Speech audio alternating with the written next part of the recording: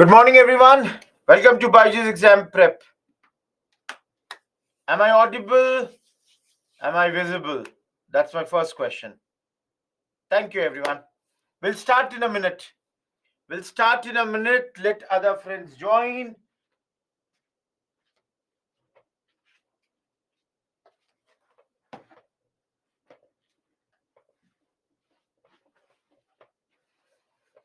Jai Hind.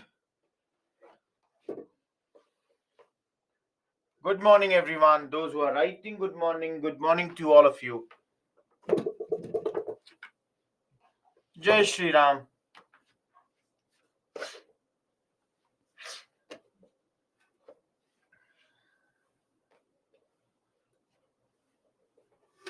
Great Tawfiq.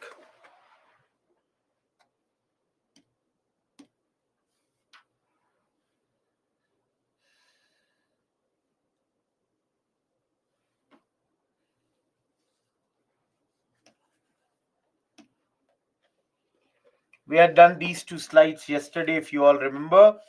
We had done the problems faced by the women in those eras. We have talked about them.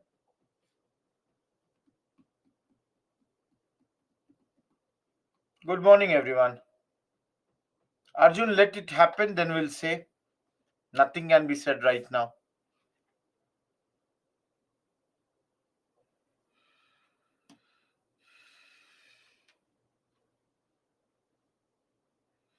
Okay, I hope others will join in sometime. Let's begin with the lectures. Everyone, clear with these two slides?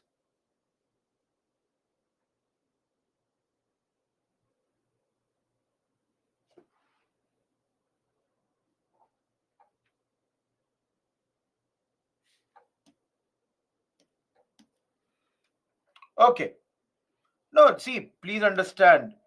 Yesterday also I said sati is something that was, somewhere 5th to 9th centuries. It had begun. And again, yesterday I showed you the picture also of sati. Please understand that. Let me go back to that picture. See here, how the husband is dying and then the woman is jumping into the funeral pyre. That's, something that was being practiced in those days, prevalent amongst almost all the communities. And if I say it like this, in all the country also, that is all the three presidencies of Bombay, Madras, Calcutta, in all the three places, it was being practiced. Tonsure, it's a simple English word, Chahat. Please understand this much. You should Google if you don't understand. Cleaning of the head hair. That is the shaving of the head hair for the girls, it would be there. That's the thing.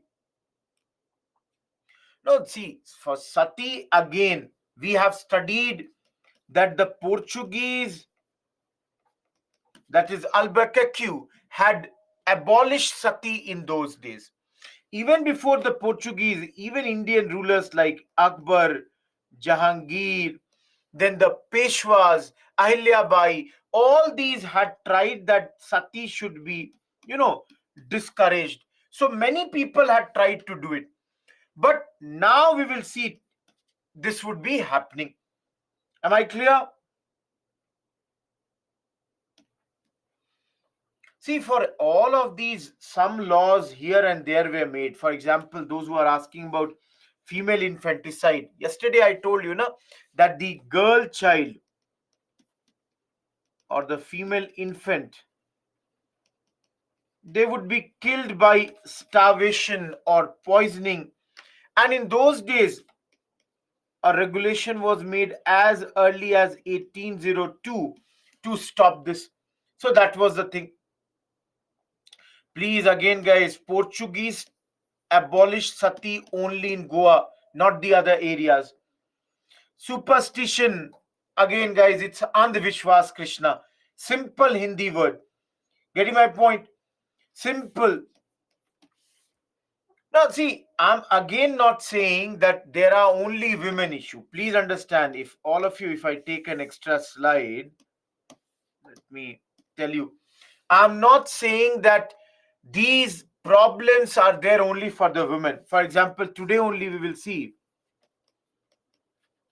there were many issues faced by depressed classes, and the biggest of them were untouchability. All of you heard about this? Depressed classes, they faced the biggest issue in the form of untouchability. A lot of time, these people did not also have education. There was a lack of education because, again, the education was given to the, I would say, uh, the upper castes only. Like Brahmins used to get the education, so there was a lack of education for them. Of course, most of the times these untouchable people, they were also poor. So poverty and any other matter which is related to the poverty, they were suffering from that also. Apart from that, you all can understand their position in the society is at the bottom. And the problem is that there is lack of social mobility. That is, under no circumstance they can move up in the ladder when it comes to the society. Last but not the least, guys, think about all the problems. Let's say if there is a disaster, let's say natural disaster, if there is, let's say, outbreak of any disease, who will be the biggest sufferer? The biggest sufferer would be the depressed classes. Everyone, am I clear? Am I clear? See, unfortunately, it is a fact that Article 17 of our Constitution has abolished untouchability, yet you will see, and I can see some of the students mentioning that they face untouchability even today. Unfortunately, guys, this thing exists even today. This is happening. Unfortunately, that's the worst part. And this you will study in social issues. I don't have to, get into that right now.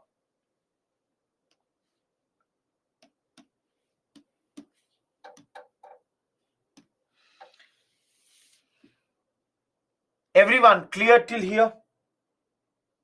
All of you? Because see, this is an endless discussion which you will do in social issues. I can keep on talking about these issues and we will keep on discussing about this. Let's enter the chapter now. Basically, guys, in this chapter, you are going to study about a lot of people, lots of movements. That's why all these movements that we are going to study in this chapter, we will be dividing them under two categories. Either call them revivalist or call them reformist. Either you call them revivalist or you are calling them reformist. Now, what is the difference in this? See here. Reformist. See, please understand. Reformist comes from the word reform. So, those movements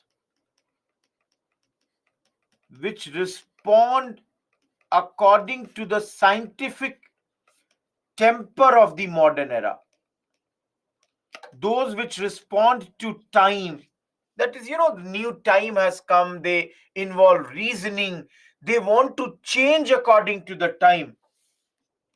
Example being Brahmo Samaj, Aligarh movement. All these, they will be called reformist. On the other hand, revivalists are revival. Revival means that old system should be revived. Something that was happening in the earlier era should be again incorporated, should be again started. That's your revivalist. So here you can see the example of, for example, Arya Samaj, Deoband movement. Everyone, are you understanding reformist and revivalist? All of you. You don't have to know every movement, whether it is revivalist, whether it is reformist. Nobody is going to ask you every time. But you should have an idea. Again, I'll repeat this. If any movement talks about older things to be revived, started, for example, there is a movement called Wahhabi movement amongst Muslims. There is a movement called Wahhabi. They will talk about the fact that let's go back to the era of Prophet Muhammad. They will say that Islam was pure in that particular time. Similarly, if we talk about Arya Samaj, their slogan was go back to the Vedas. On the other hand, reformists, they are, you know, talking about change according to the times. Modern time, modern changes. They talk about scientific temper. Now,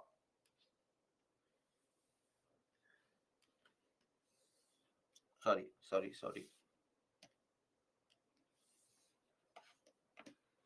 See, the similarity is, please understand, guys, the similarity is they both appeal to the lost purity of the religion they sought to reform. They both are saying that our religion has become corrupted. So they both are saying, let's go for purification of the religion. That's why we are studying them in socio-religious reform movement. So where is the difference? Difference is in magnitude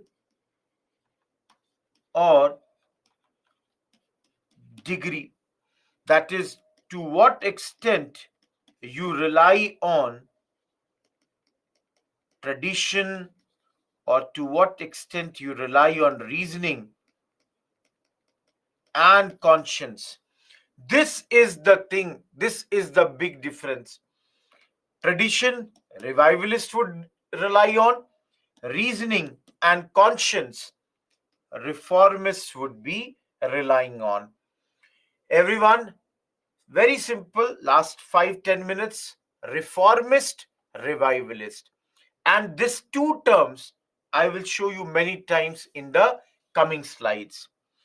Now, very simple. Let's start with first person here. Everyone who is in the class, I'm starting with Raja Ram Mohan Roy. All of you, who gave him the title of Raja? Everyone, who gave him the title of Raja? Of course, he's a reformist.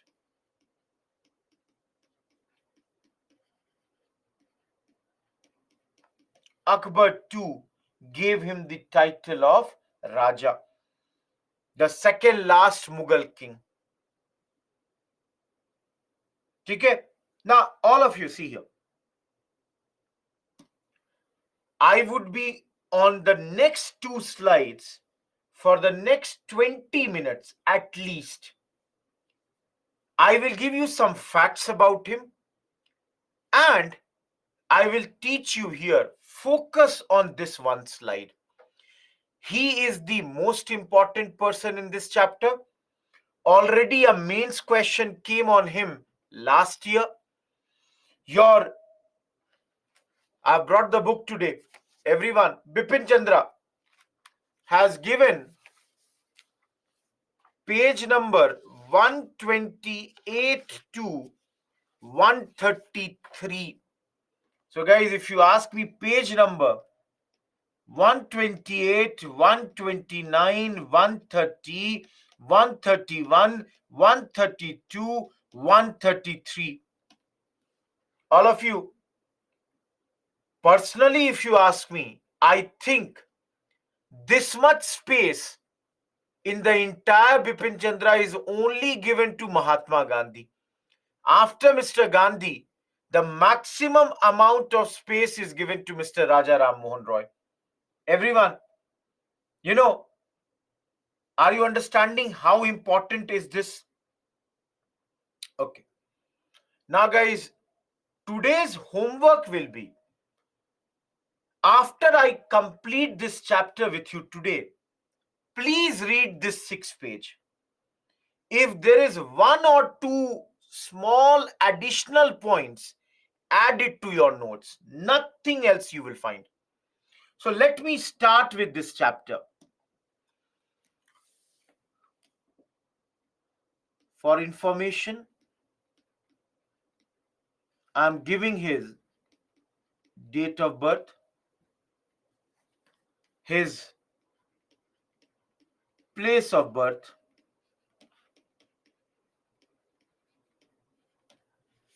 now all of you think, very simple. We are going to study almost 20 plus social reformers.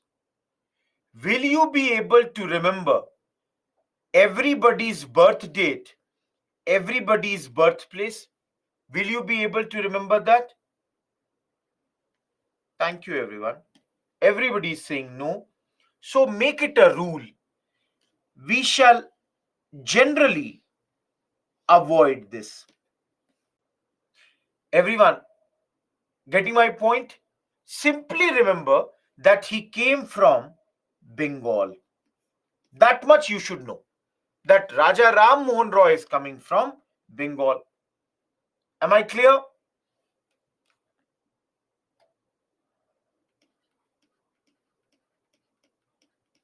Initially worked as a private banker, then worked for East India Company. So he was working for East India Company for a period of almost 9 years. So he saw very closely,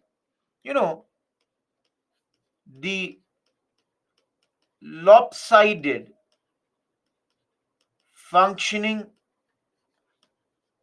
of colonial government. He had seen how this government was functioning. Just for information's sake, guys, you all already have studied 1830 went to England and 1833 died in England. These are some of the information about Raja Ram Mohan Roy, personal information. Yes, for those who are asking and those who are telling me, guys, he knew almost a dozen language. He knew many languages. I can name a few like Sanskrit, Bengali, Arabic, English, Hebrew, so many languages. Guys, in fact, your Bipin Chandra has given the list of all the languages that he knew. If you will open the book, it's written Sanskrit, Persian, Arabic, English, French, Latin, Greek, Hebrew. So many languages he went, or he knew. Getting my point? So Again, I'm saying more than a dozen languages were known by him. So I've written Latin also and I've added French also. Now, all of you, can you see he's very, very talented man? Yes, Shushti. Can you see he's a very, very talented man? So, how talented he is, let me give you two quotations for him. Some people call him that he was the father of Indian Renaissance. That is, he knew, or he was the father of this modern awakening that is going on in Indian society. Other than that, guys, some call him first modern man of modern India. All of you, first modern man of modern India. Some other people have called him that he was the brightest star of the Indian sky. Everyone, can you see these three lines that I have written? Can be your opening remark in any question on Raja Ram Mohan Roy. How do you decide your introduction? By writing such lines. Tell about him. A very forceful, impactful opening would be by including these remarks on Raja Ram Mohan Roy. Everyone, am I clear? All of you? Okay. No, I told you, no, he is reformist. Guys, see, I told you he is reformist. That means he believes in logical reasoning. He believes in rationality, or rather, I can use the word rational thinking. So that's your reformist. According to the scientific temper of the time, modern sciences he believed. I'll just now show you all that. Everyone, till here, everyone is clear? All of you? Okay. I will take one extra slide now. See, to tell about his reforms. Guys, I'm not. See, everyone, again, my request. This is a very heavy chapter. Focus on what I am writing. Use that as your notes. When you are reading the book, any extra point that you find, add it over there. Done. Don't deviate beyond that. Am I clear, everyone? Everyone. That's why I will, make notes in 3-4 slides for him. So let's see his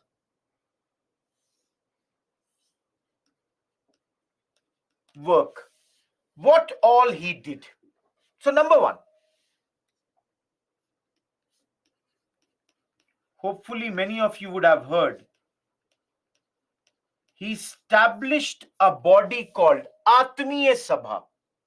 Now, logically, you can understand it was established in Calcutta, and though it is not needed, it was established in 1814.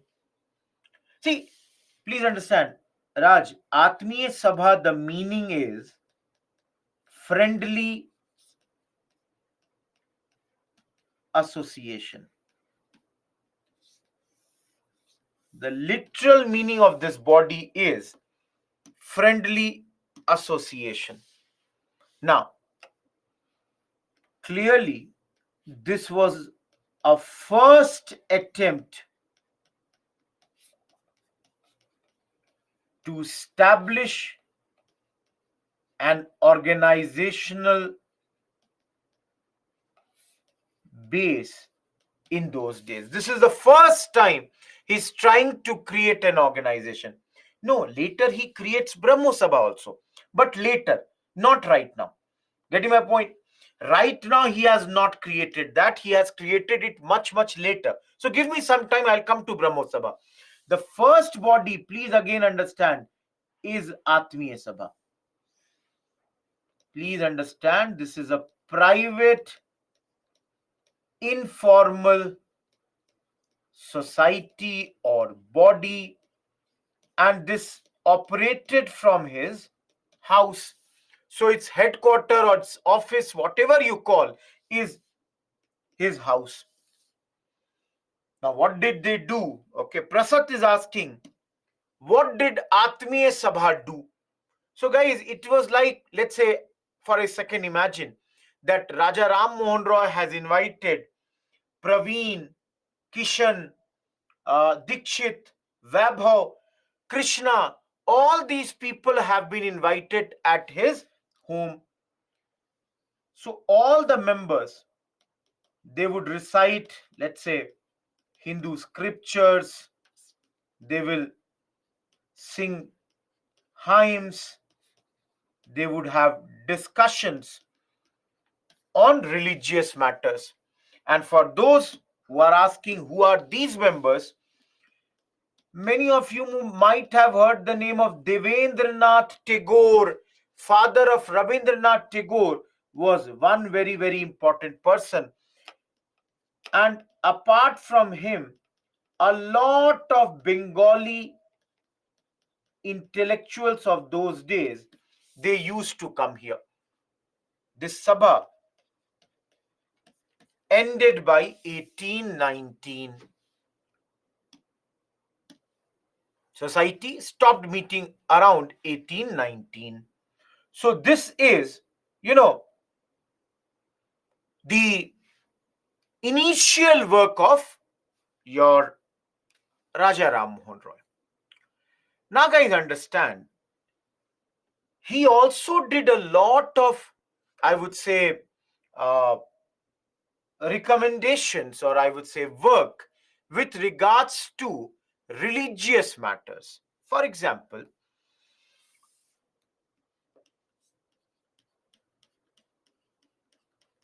he opposed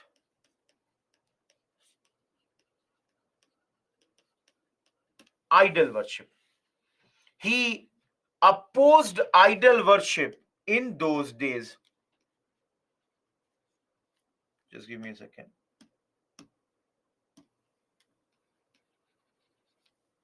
All of you, he is opposing idol worship, and not only this, he supported monotheism. All of you, idol, you all understand? Murti pujan. So in Hindus, for example, we do the worship of the idols. He opposed it. He said, no, that's not needed. Similarly, he was a supporter of monotheism. Mono means one. Theism means believe in God. So basically, his belief was in one God. And I'll show you, he wrote books also. So this term, monotheism, is also known as Nirgun Upasana. Nirgun Upasana means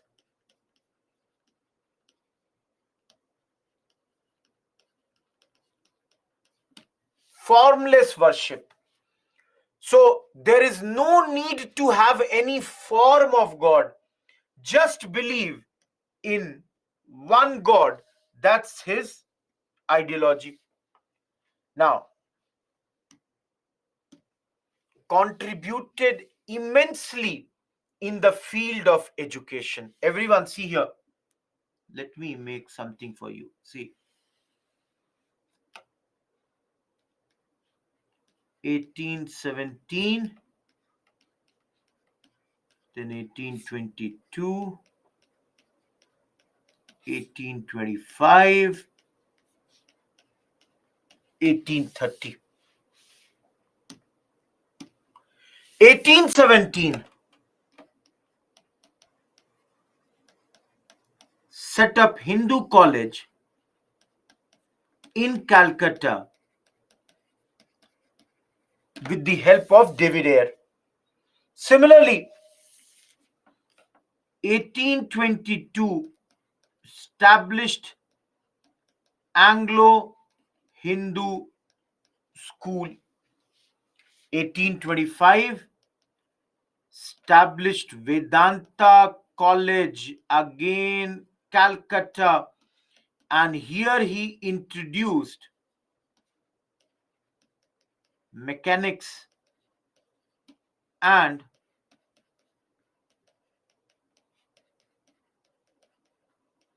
Voltaire's philosophy. Last but not the least, 1830, helped a man named Alexander Duff to establish Scottish Church College in those days. Now, all of you, just now what I wrote now, if tomorrow there is a question that what were the contributions of Raja Ram Mohan Roy, one paragraph will be under the field of education. And under that, you can write these 4 points. Voltaire is a very, very important philosopher about whom you would study in ethics. Krishna, it's not Voltaire, it's Voltaire. About him, you will study in ethics. Similarly, guys, he also contributed heavily in literary areas. Big contribution. So, for example, wrote a book called Gift to Monotheists in 1809. All of you, see here. Please see here. Monotheism. He believes in one religion. So he wrote a book for those people who believe in one religion. That's known as Gift to Monotheists. Similarly, Tufat ul Muahideen was also brought by him. When I am teaching you press chapter, there I will show you. He brought newspapers like Sambad Kaumudi, Mirat ul Akbar. So many, newspapers, books. In fact, your Bipin Chandra has written one more. I can directly write from here. Just give me a second. Precepts to Jesus. See here. That's written in page number 130. So there were many people who have, written these all. Am I clear? Everyone? No, Shyam. No one. Leave that. Swami Dayanand Saraswati comes way later. Everyone, can you see this? Each one of you.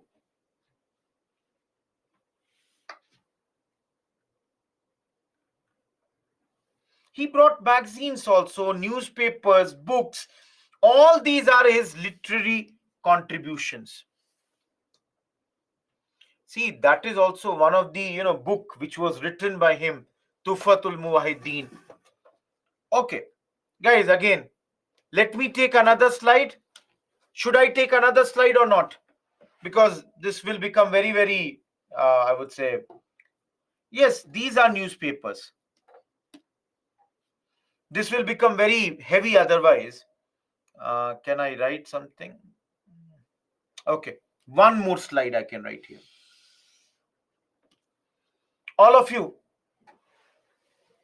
his contribution for women upliftment. Everyone,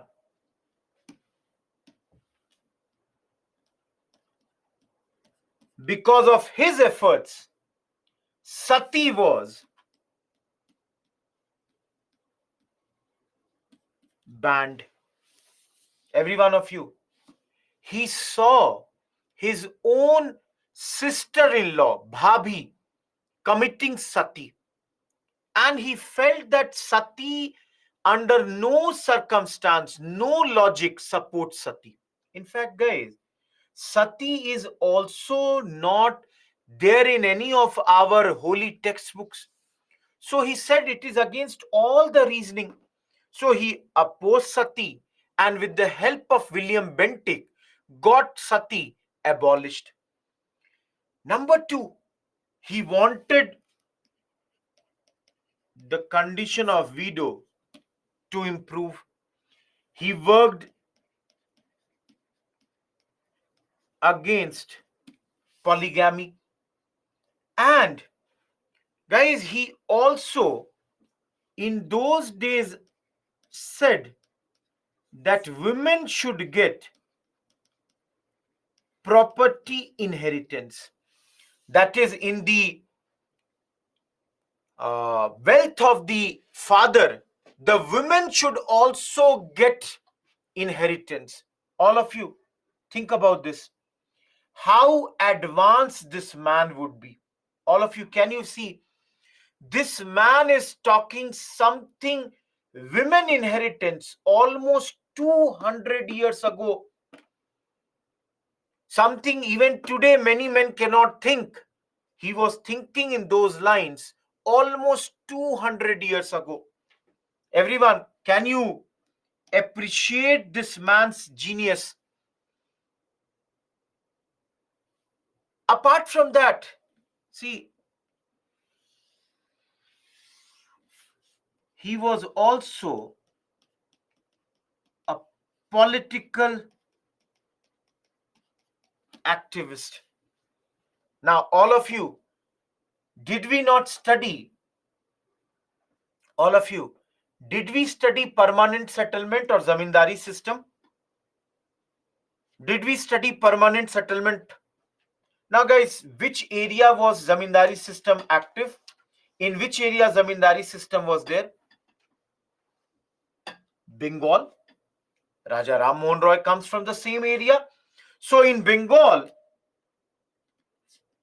he condemns, he criticizes in those days the oppressive practices of zamindars. He said this is wrong. The way Bengali zamindars are treating their peasants, he condemned that. He called for fixation of maximum rents.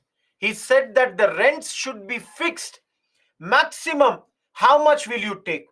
It cannot be arbitrary. The zamindars, whenever they want, they increase the rent, they throw out the peasants. He condemned that. Guys, he believed in and he called that there should be reduction of export duties on Indian goods. We told you now, we studied again that our goods, when they go outside the country, 200% tax, 400% tax. He said this is wrong. This should be stopped.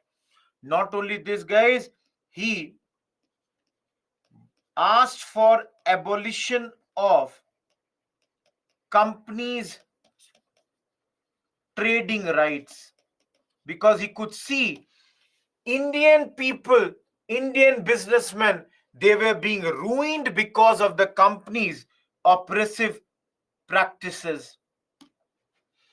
Not only this, guys, fifth point, He called for judicial equality, same law for everyone. He is calling that this should also happen.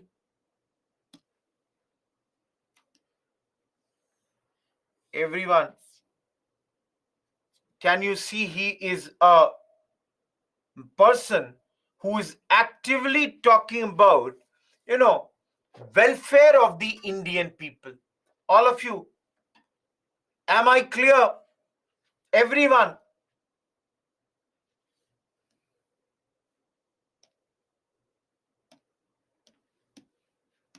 I don't have any space left over there. So, three things I will do now. Last three things. Everyone, you can see 40 minutes of the class has gone, and we are still on Raja Ram Mohan Roy, and maybe we will be on him for some more time. Very, very important man. Very important, and that's why I am saying that we have done sufficient amount of work on Raja Ram Mohan Roy in the class. Your Bipin Chandra says he is an internationalist also. That means he was inspired, he was influenced by French Revolution, greatly inspired by French Revolution. The ideas of liberty, equality, fraternity that comes from French Revolution has inspired him a lot.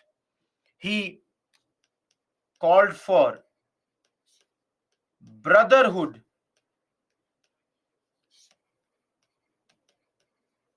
among nations. Guys, what we call as Vasudev Kutumbakam. The whole world is one big family. Something like that. He's calling for brotherhood amongst the nations. That is the thing. Shrimant, you will have to do this. This chapter will have the facts. Go and look into the book. Book has mentioned all these. You cannot ignore them. In UPSC, in prelims, questions have come on Raja Ram Mohan Roy like this. So guys, that's why I am telling you, I am making notes and everything for you. You will have to mug up these things at least. Your Bipin Chandra mentions, all of you focus on this line, that he supported revolution of Naples and, sorry, South I wrote, and Spanish America. So all of you, can you see this? At a point of time when our people had no knowledge what was going on in the western part of the world, this man is supporting all the revolutions that are happening in the other areas of the world. Similarly,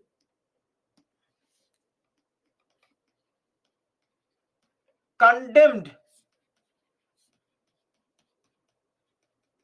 the operation of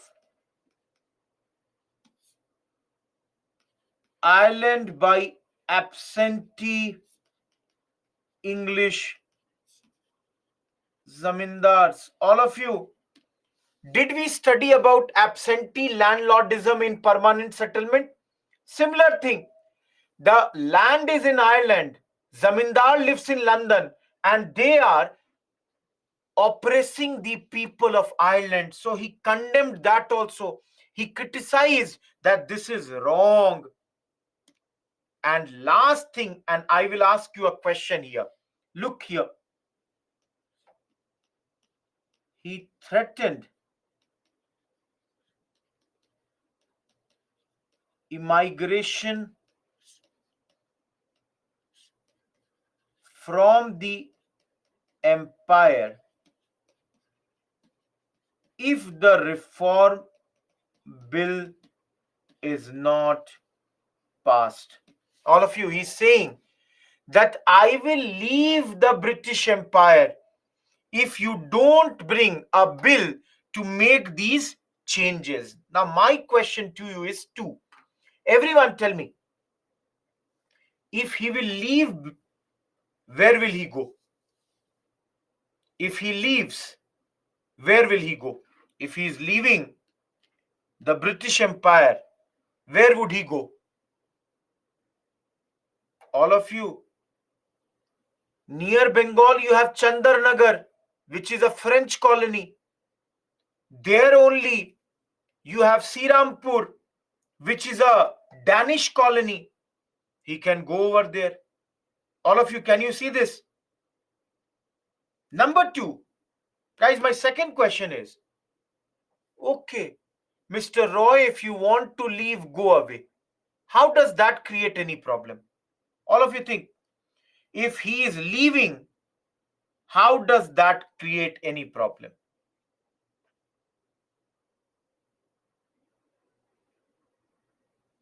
Guys, the big problem is, he is the most intellectual man, Indian man of that era. If he leaves, it is like an insult for the country. People would hate that the most intellectual man has gone out right now. Am I clear, everyone? All of you, am I clear? Thank you.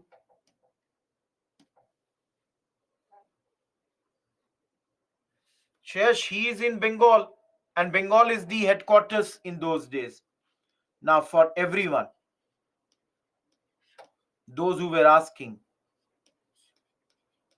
Brahmo Samaj, and I hope you all can understand now, the purpose of this is to purify Hinduism. Everyone, can you see this?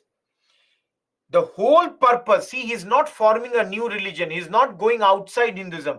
He is only saying that, see, we need to make purification in this. And this society was based on no Kaushalini, reasoning and Vedas and Upanishads.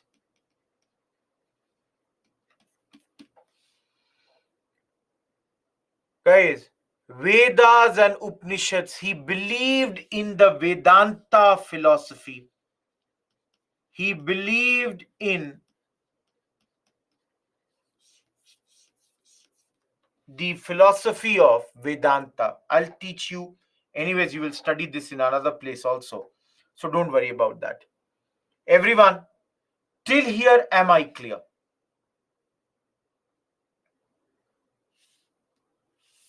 Okay. Now for 2 minutes, see this thing. Guys, the last part of Brahmo Samaj we are coming, and please focus on something here.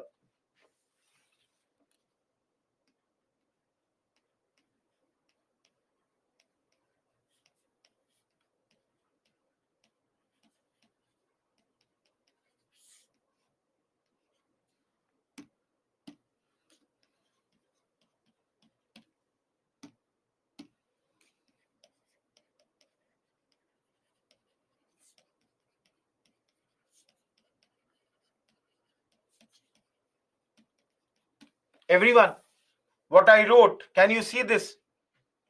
Raja Ram Mohan Roy died in 1833. And after his death, it is Devendranath Tagore who is leading this body. Devendranath Tagore, father of Rabindranath Tagore.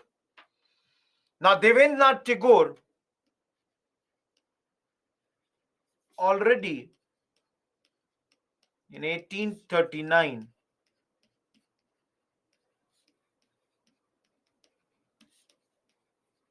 had formed a body called Tattva Bodhini Sabha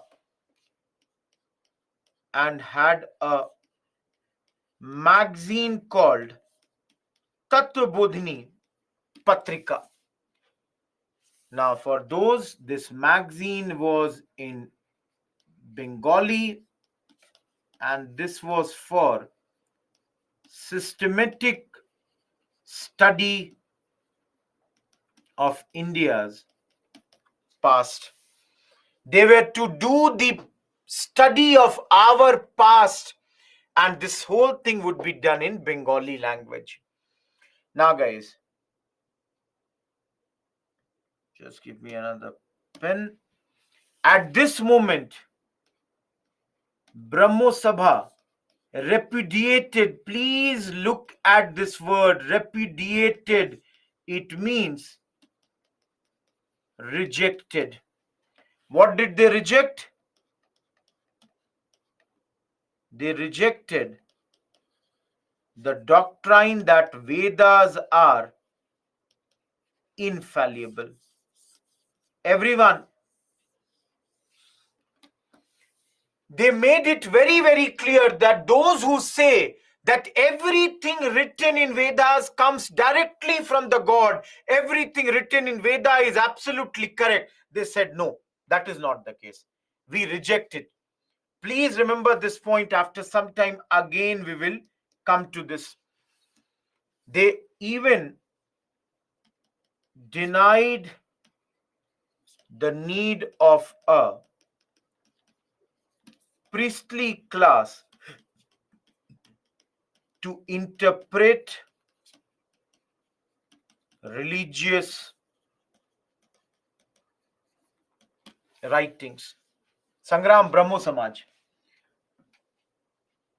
See, they support Vedas, but they are not saying that everything written in Veda has to be correct. That cannot be.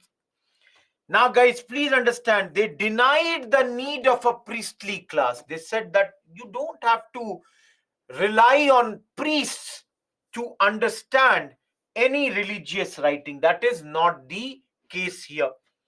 Am I clear, Dr. Totapa? I hope this is clear.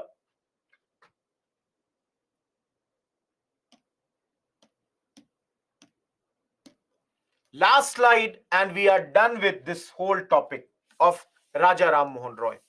Everyone,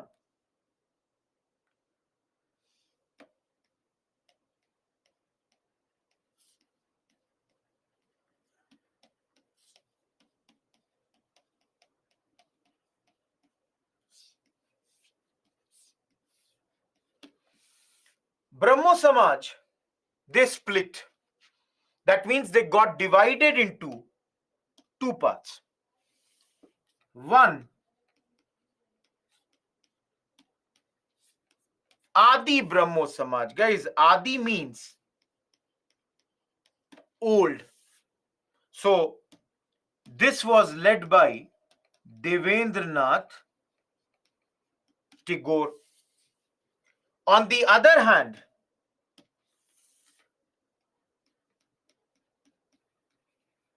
All India Brahmo Samaj was formed by Keshav Chandra Sen. Guys, Keshav Chandra Sen is one of the very, very big reformers of Bengal. After Raja Ram Mohan Roy, Devendranath Tagore, he is the flag bearer when it comes to reformers from Bengal. And Keshav Chandra Sen formed this body. Just 2 minutes, hold your questions. Don't ask anything. Let me explain this completely. Later, guys,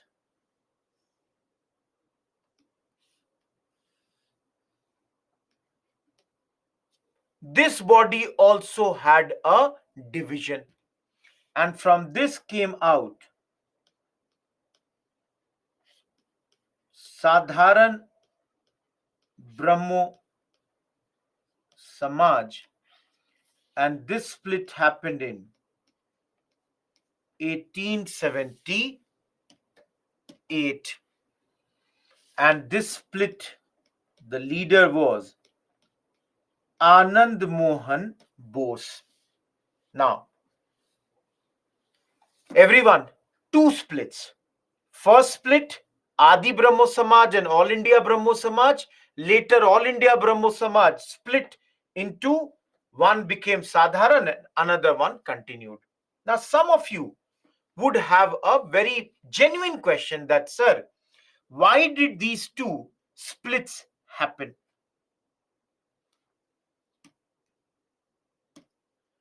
Now, for those who have this question,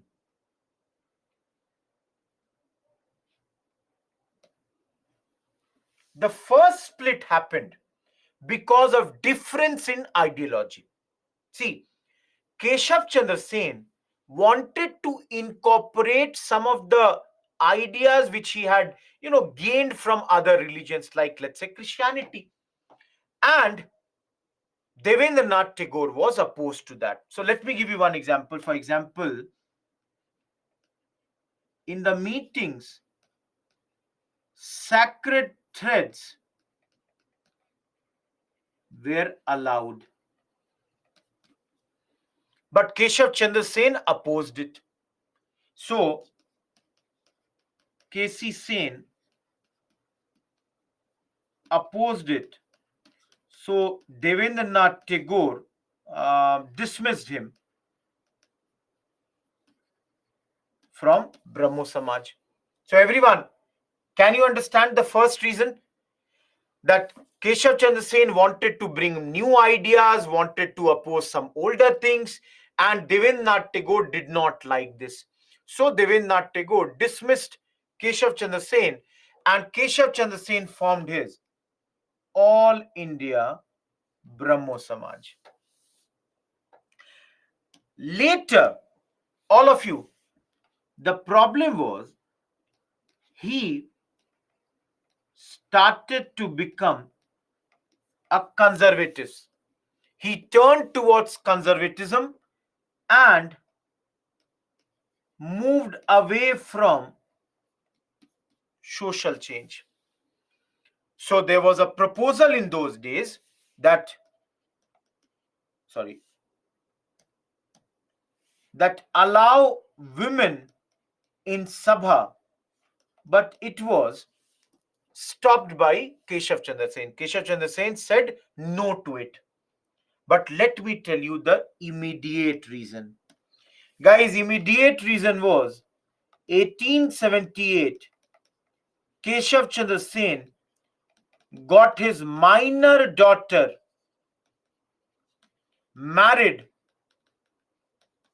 to the Raja of Cooch Bihar.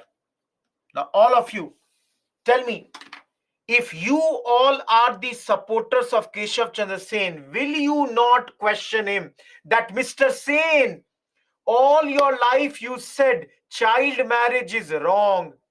Then how come you are getting your own daughter married to the king of Cooch Bihar? Everyone, will you ask him or not? Everybody will question. And the problem was, Keshav Chandra Sen did not answer this question. He gave no justification. So, anyways, his supporters were very angry that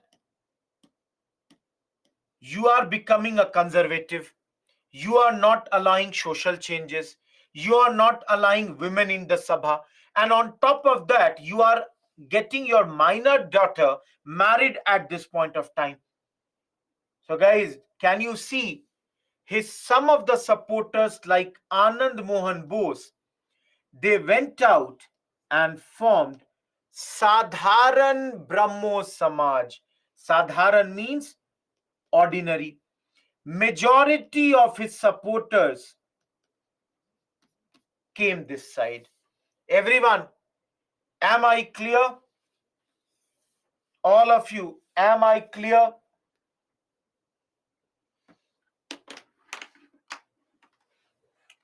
Exact 1 hour, it is 7 p.m. We started at, it is 7 a.m. We started at 6 a.m. It took me time, but I hope you all would appreciate entire, I thought 20 minutes, but you can see it took almost 1 hour. But Anand Mohan Bose is a name, but I hope, guys, that you will understand why I did it in so detail, because I will show you in Friday's class. Last year, the question came on contribution of Raja Ram Mohan Roy. Prelims questions have also come on this. So, we have done it extensively. Sacred thread, Gaurav, we tie, na? Hindus tie the sacred thread. No, Tulsi, that is the same All India Brahmo Samaj. That will continue. Getting my point? Vedas Kaustubh is one, and the another is the reasoning thing. No, Zeba, he is saying maximum what you will take has to be fixed. That's the thing. Purification of Hinduism, Shyam. Okay. Tattvabodhini Sabha Anjali is the society formed by Devendranath Tagore. Rahul, I told you na, that modernity was not being allowed. No, Bihar. Anjali, you can check the spelling. Yes, Megha, there can be. Those who want previous slides, please see it. Okay. Pradeep, the same All India Brahmo Samaj. Hafsan, he never answered. Guys, those who are asking previous slides. Yogender, I told you, na, All India Brahmo Samaj will be the second body. No, Satyam. I know last year a mains question on Raja Ram Mohan Roy has already come. So chances are less that there will be another question, but then you never know. Please see the third slide. Everyone. No, Himani, no. French Revolution you will study in world history. Shalu, I cannot repeat the same whole thing. Please understand. Now you want the whole Brahmo Samaj to be repeated. I will never be able to do the syllabus only that way. Please listen to the recorded lecture. Everything is being recorded. Guys, if you don't understand anything, put a bookmark over there and you can again do it later. That's the thing. Arya Samaj, we have not yet started. Going ahead.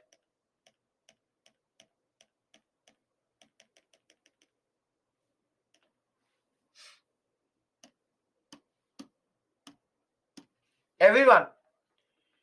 The next is Henry Vivian Derozio. Please understand, everyone. This is your page number 133, 134, 135. I am writing very clearly here in these pages. Some poems are written. Leave the poems. No need to remember the poems. Another thing, all of you, go through your chapters and I can promise you, you might not find many new points. I'm telling you very clearly. You will see that everything was done and it is in the slide. So if any one of you has very less time and has just started the preparation, cannot read the book, don't worry. Getting my point? But those who have the time, do study. Okay.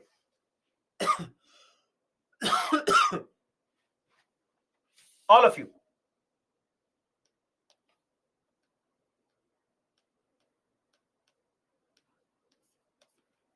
Born in 1809 and died in 1831.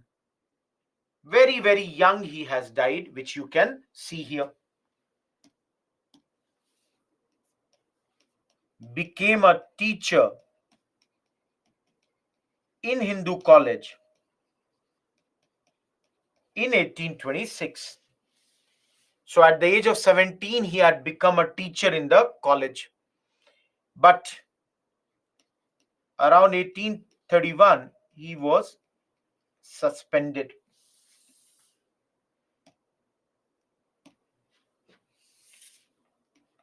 Just like Rajaram Mohan Roy, he is also inspired by French Revolution. His movement is known as Young Bengal Movement. Why is it known as Young Bengal Movement? Because as you all can see, it was mostly in Bengal. His supporters were mainly youngsters, and this was a big, you know, I would say uh, support of this had been coming from his younger audience. The students of his colleges had come and joined him. Very radical.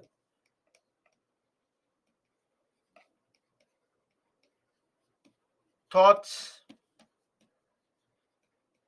and freedom. He had very radical thoughts on these issues. Sorry, I wrote radical thoughts of liberty and freedom. Sorry, guys. Very radical in those days. So he would ask his students and his supporters things which were in those days radical. And that is the reason, guys, you all can understand. Tell me, when I write the movement came to an end early. Why?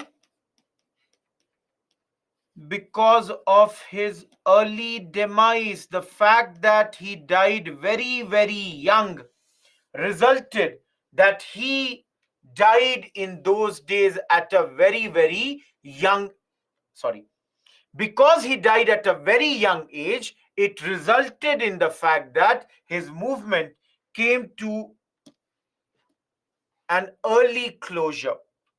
For prelims, do remember that according to your Bipin Chandra, he is perhaps the first nationalist poet of modern India. Guys, again, please understand, perhaps the first nationalist poet of modern India. Please remember this fact. No, his supporters, have galvanized and started this sham. Getting my point? I don't know, Durga, what you are saying. Why do you think so? No, see, those who are asking, can you give any radical idea? See here, he questioned the authority of British presence in India. He questioned that how could the Britishers be in India? So similarly, he was inspired by French Revolution, so got inspired by the ideas like equality, freedom, opposed many of the customs which were practiced in those days. Guys, for example, those who are saying he demanded that give Indians also high posts. Guys, basically you cannot term him Anglo-Indian. His father was of Portuguese origin, mother was Indian. So that's the thing. All of you, those who are asking, very simple. Don't, please, I don't want to be harsh, but think, apply common sense. Do you think 200 years ago your teacher training exams were conducted, that do the PGT, do the TGT, then only you will become the teacher? Arey bhai, at that age he became a teacher. At the age of 17 he became. Will anyone ask you that why did he become a teacher at 17? So don't get into this. Getting my point? And I'm giving you the objectives. Objectives you can see. These are the objectives which you can see here: equality, freedom, which he's striving for. But then again, I'm telling you, the movement died.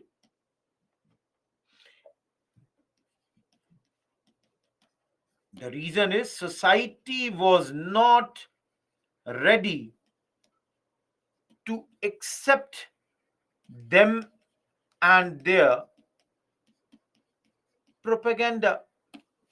They are too radical. Society cannot accept that. Another thing, why they failed, they did not reach the masses. The fact that they did not connect to the masses is another factor. That is another big reason they did not link to the masses at this point of time. All of you, is Derozio clear?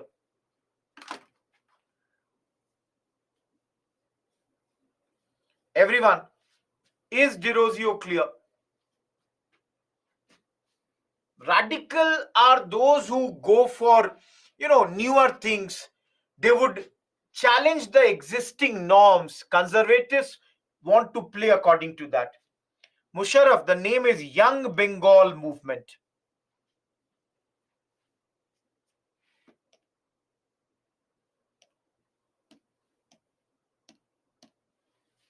All of you, very prominent name from Bengal only.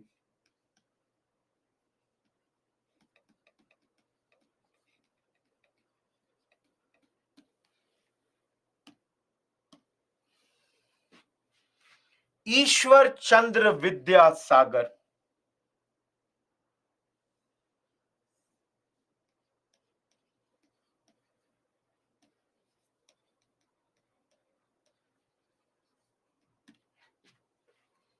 Ishwar Chandra Vidya Sagar. The title Vidya Sagar means ocean of knowledge. Getting my point? Ishwar Chandra Vidya Sagar, ocean of knowledge. Siddharth, I cannot help you. You are only one of the, who is complaining. I cannot help you in this way. You want everything. You can use the PPT directly then. It is written over there. Don't read this. Please understand, I don't have a very simple pen and nobody writes this much. You might be attending other classes also. Who is making the notes? You want everything to be written also. You want handwriting also. You want brainstorming also. Please understand, not everything is possible. So for those who don't want to use the notes, you can use the PPT. It's given in the PPT also. Now, Chandu, try to write. You will understand this. Everyone, please understand. Whenever there will be any question on empowerment of women, he will be the greatest. Nobody has done as much for the women upliftment as much done by Ishwar Chandra Vidyasagar. Guys, when it comes to girls, for example, girls' education, he established schools. He established 35 schools for girls in those days because he was working as a government inspector of schools. He was working for that. And guys, many of these schools were run from his own money. He would use his own money to run many of these schools in those days. Last year's prelims question came here only on this topic. He was the secretary of a Bethany school. Again, a pioneer of women education. Already last year's prelims question came on this.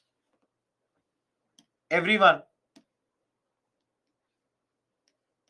he opposed polygamy. And for this, wrote a book called Bahu Vivah. Everyone, Bahu in Hindi can be daughter-in-law as well as many. Bahu means many. So he wrote a book called Bahu Vivah to oppose polygamy. Similarly, his efforts led to the passage of Widow Remarriage Act in 1856. And let me tell you guys, he is not a man who only preaches, he practices also that. One of the first widow remarriage was of his own son. So he got his son married to a widow in those days. So he had got this widow remarriage act passed. And for this, he wrote a book called Bidavoh Vivah. Bidavoh means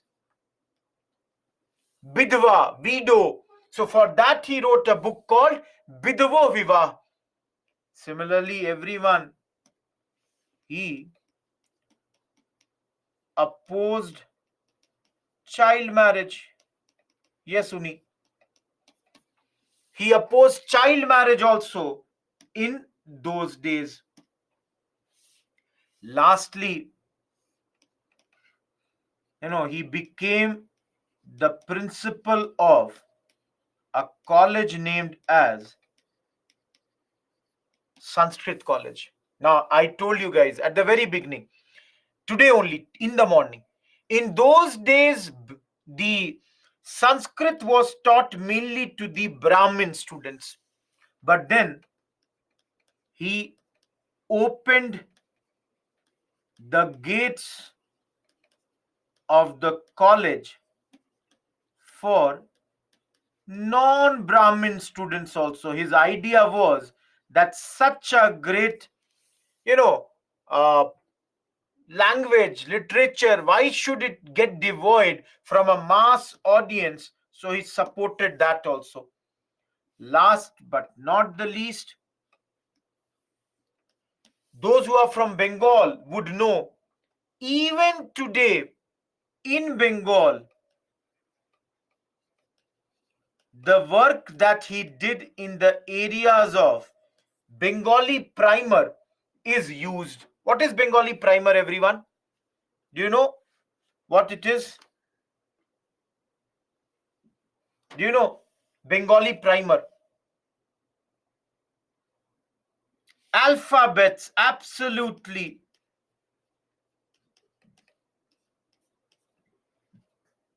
In those days, Bengali language had borrowed some of the alphabets from Sanskrit.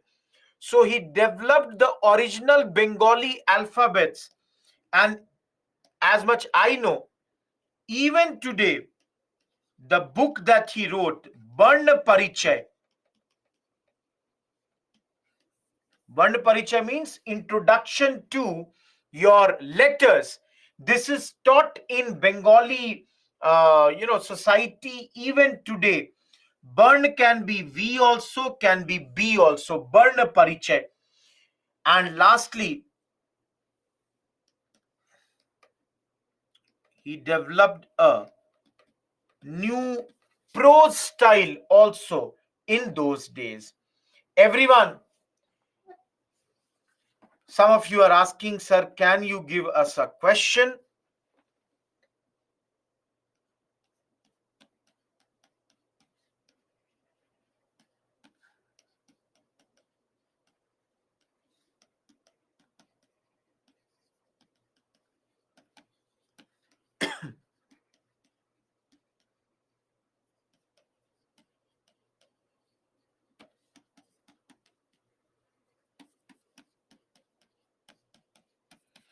Ishwar Chandra Vidyasagar was a pioneer in the field of empowerment of women. Discuss 150 words, 10 marker. Guys, those who are asking what is prose style, there are two styles of writing, poetic or prose. You can, write in those styles. Thank you, Ashiva. Durga, I told you, a question on Raja Ram Mohan Roy came just last year. And I will show you that on Friday's class. No, honey. How can you say that? Absolutely not. Everyone, guys, about Vidyasagar, a story is very famous that if you give him a new cloth, by the time he would come, he might have donated his new jacket to a poor man. So Ishwar Chandra Vidyasagar, very, very important. Prelims questions have come, mains questions have come, all that. It is, you can see around 1850s he's operating, Navajit. Pioneer of, I told you, in empowerment of women. So here it is written pioneer in the field of empowerment of women. Manika, because they were most advanced intellectually in that sense. See, all of them are from Bengal only right now. Let's move to somebody outside Bengal and let's go to Mahatma Jyotiba Phule. Many marriages, Sajal. Everyone heard this name? Break will not be right now.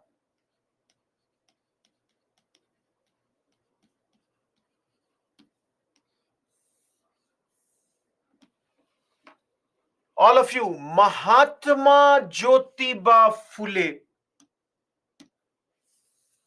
All of you, why this name Phule?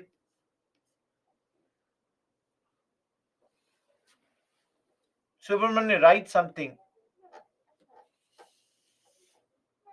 Please understand, guys, Phule comes from the Hindi word fool. In English, you call it flower. Basically, his family came from Mali community. That's called your gardener community. They were gardeners. And his family was involved in business of floriculture, that is selling of flowers. So Mahatma Jyotiba Phule, and in this only we will study his wife Savitri Bai Phule. Everyone, till this point, everything clear or not? See, he is the pioneer of Dalit movement in our country, one of the greatest when it comes to this movement. Am I clear? Okay. Now, listen to a story. Guys, it is said that because he came from a family where they had money, you know, they had money, they were well off. One day he was attending the, I would say, or wedding ceremony of one of his friend. The friend belonged to a upper caste. So Phule also was attending that marriage. But the parents of that friend verbally thrashed him, you know, became very angry on him that how dare you, a person belonging to an untouchable category or a lower caste, how dare you, join the marriage ceremony of my son who belongs to upper caste. So Phule clearly understood here that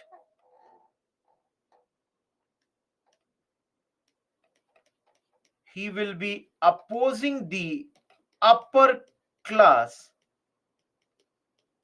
Brahmanical, sorry,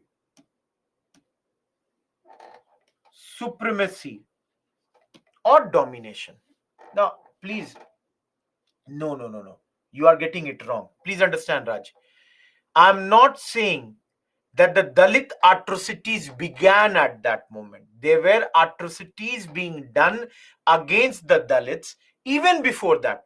For example, I don't know how many of you know this. The people of belonging to this community, they were not allowed to enter the your urban area, that is in the towns, in the morning or in the evening. Guys, why was that done? because in the morning and in the evening shadows are taller. So the people belonging to these communities were not allowed to enter, otherwise the shadow also may corrupt the other people. You all already know there were ban on them entering the temples. Similarly, a lot of time a pot had to be tied around the neck so that when they speak, saliva does not fall on ground, rather falls on the pot. They had to tie a broom around their waist. So there were so many such, bad, I would say, practices which were being done against this community, and all this comes under your Varna system. So Jyotiba Phule decided that he is going to oppose this. Okay, those who are asking, it's my mistake. I should tell you, he comes from Maharashtra. For those who don't know, Jyotiba Phule, he comes from Maharashtra. Getting my point? Yeah, he comes from Pune. No, please understand, Rajneesh, you cannot talk about one. What about the others? See, again, all of you understand, if this is a temple, many times these people were not even allowed on the roads which led to these temples. See, what is a fact is a fact. Unfortunately, these are the, and I personally feel totally that these are the wrong things which have happened in our history. And let us be, clearer about this particular thing, and this should not happen. That's the only thing. So, and which, okay, again, not needed, but then he was born around 1827. He is born around this. Those who don't understand the word Dalit, please understand, guys. At different times, different term has been used for them. Depressed class, Gandhiji used the term Harijan. Today, you use the term scheduled castes. Scheduled, I wrote, just a second.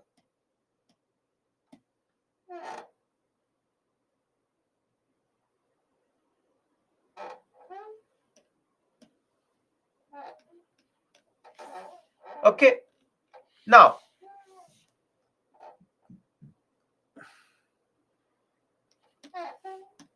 see, every man, you know, their greatness can be traced into their background. All of you, please see here, very prominent thing I'm telling you.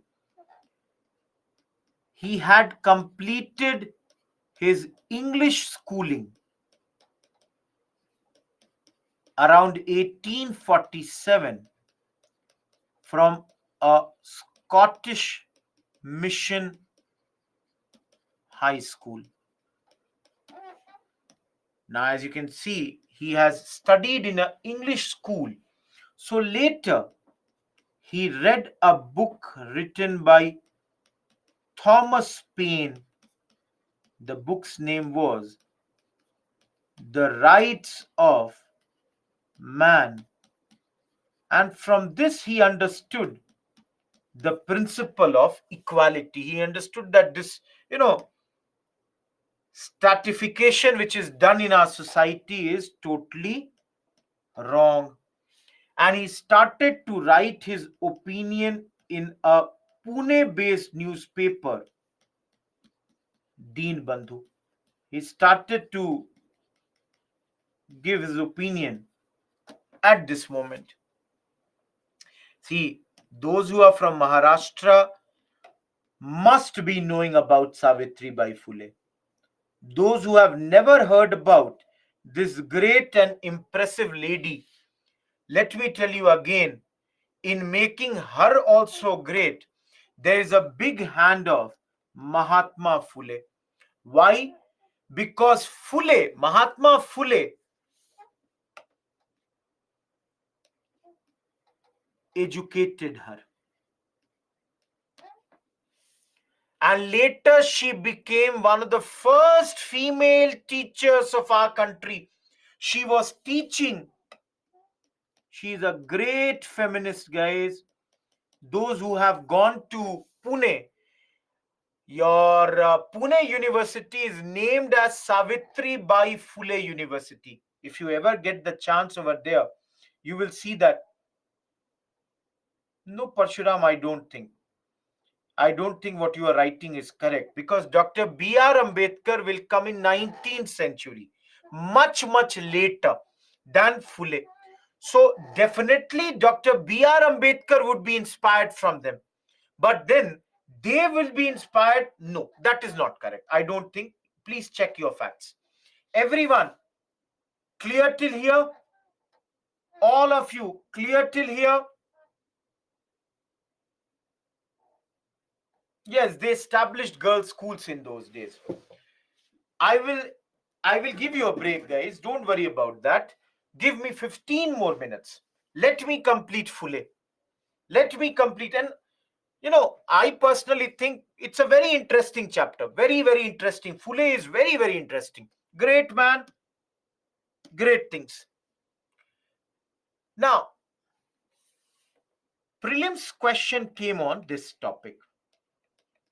He established Satya Shodhak Samaj in 1873. Satya. Satya is what? Truth. So if you see it in English, this will be Society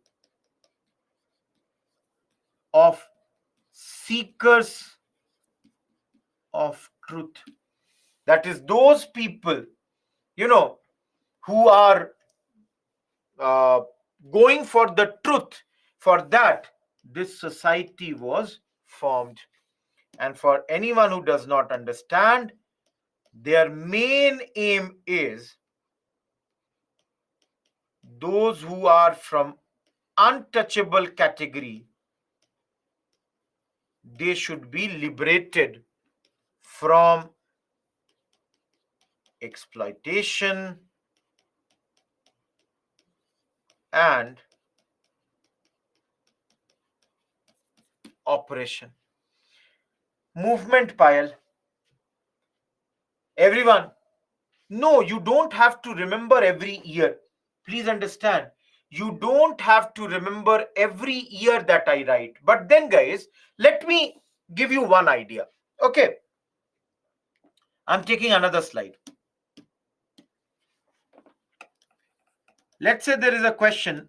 Discuss the contribution of social reformers in 19th century. All of you, if this is a question, tell me.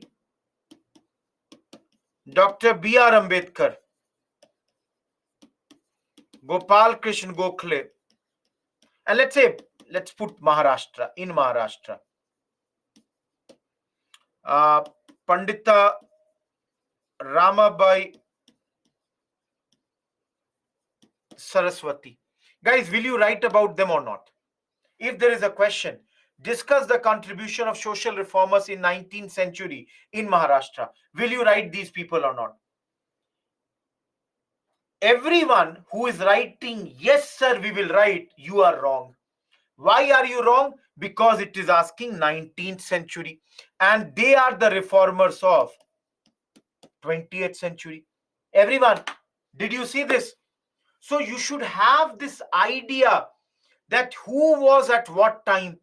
So tomorrow if they ask you, second half of 19th century, then will you write about Raja Ram Mohan Roy? Second half of 19th century. You will not write, because Raja Ram Mohan Roy died in 1833. How can he be in the second half of 19th century? Everyone, are you understanding my point? Everyone.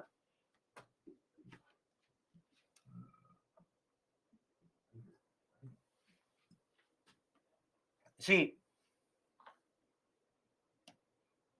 all of you, this is a rough slide. This is rough. Don't worry about that later, that what I wrote here. Just to show you, and I've written clearly, this is rough here. Coming back to the previous one. Now, guys, how will you liberate the untouchables from exploitation and oppression? All of you think about this. How are you going to liberate the untouchables? Education rights, okay? Education is something. So that's why, don't you think that Phule plus his wife, they started girls' schools at Pune for that? You know,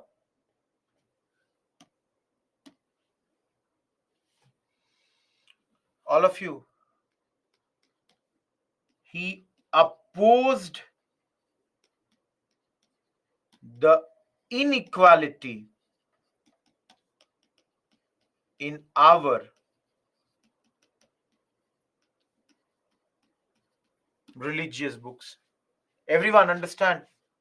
Guys, have you heard about Manu Smriti? Have you heard about Manu Smriti? I'm just giving you one example.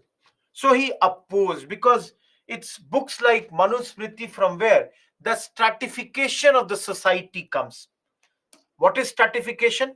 At top, Brahmins, then Kshatriyas, then the Vaishyas, then the Shudras. This stratification he opposes. He opposes this particular stratification that is there. He opposes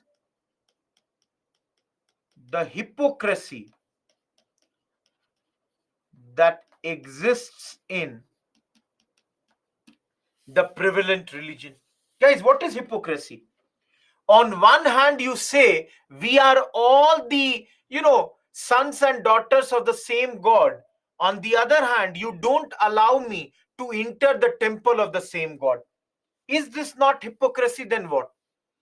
So he is opposing all these. He's opposing this Brahminical domination that exists in society, and rather suggests that ultimate thing should be human being, human well-being in every respect. Ultimately, human happiness, human satisfaction, human well-being, these should be the ultimate criteria. Guys, for his this, he was given money by a man named Jagannath Shankar Seth and Bhaudaji. They had given money for these schools. Lastly, for prelims, very, very important, his books names. One is Gulamgiri, please mug up this, and another is Sarvajanik Satyadharma. Gulamgiri and Sarvajanik Satyadharma are the books written by him at this point of time. He is also a supporter of widow remarriage and also ran a movement for that. Everyone clear with Mahatma Jyotiba Phule? All of you clear with Mahatma Jyotiba Phule? Okay, one thing I had forgotten. Just give me 1 second, guys. For Ishwar Chandra Vidyasagar, the page number is 135,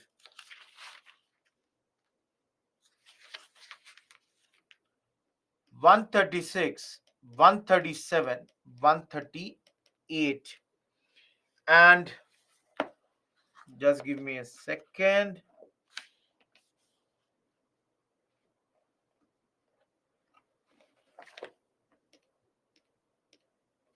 For Phule, page number 138 and 139.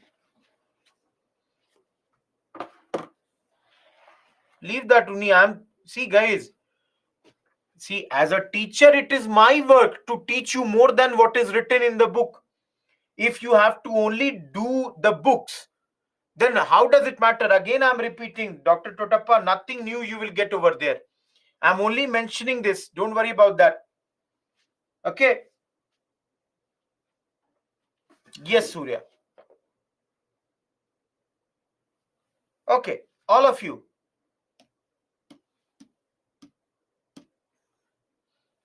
I'm writing a question, or rather not a question. Let me show you here.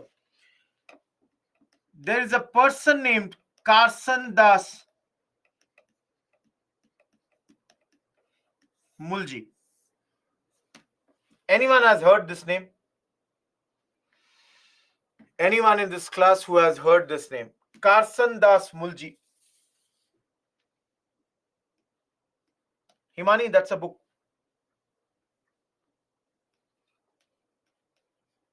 He wrote a book called Satya Prakash. Wrote the book in Gujarati. Wrote it in 1852. Wrote it to support widow remarriage. Everyone, is this clear what I wrote just now? Is this clear, guys, what I wrote just now? Now, let's say the question in the exam comes, which of the following facts about Carson Das Mulji is correct? Instead of Satya Prakash, the book, they wrote Satyarth Prakash. Instead of 1852, they wrote 1860. Instead of widow remarriage, they wrote child marriage. And instead of Gujarati, they wrote Marathi. All of you, can you see this now? Everyone, can you see how in UPSC they will change one thing and your question, your options will differ? This side is wrong. This side is correct. All of you, देखो क्या होता है ना, I'll tell you, I have given so many prelims, I can tell you based on my own experience. In prelims, what happens is, we are under so much of stress that many times the things which are in front of us, for example, it will be written child marriage. You know he wrote on widow remarriage. But rather than reading it child marriage, your mind may say, oh, widow remarriage is written. And you read it wrong. Or you would have small confusion. Oh, I remember I had studied it, but I don't remember whether he wrote on child marriage or widow remarriage. So there the confusion will come. So that is why I'm telling you that if you make these small notes, this will be of great help to you people. Am I clear? Lastly, in your book only, one more name is given. Vishnu Shastri Pandit, who started a widow remarriage association in 1850s. Everyone, please remember this, because the moment you will see widow remarriage association, your mind will say Ishwar Chandra Vidyasagar. But the answer will be Vishnu Shastri Pandit. All of you, what all did we do from the morning? We did Raja Ram Mohan Roy, Henry Vivian de Rosio, Ishwar Chandra Vidyasagar,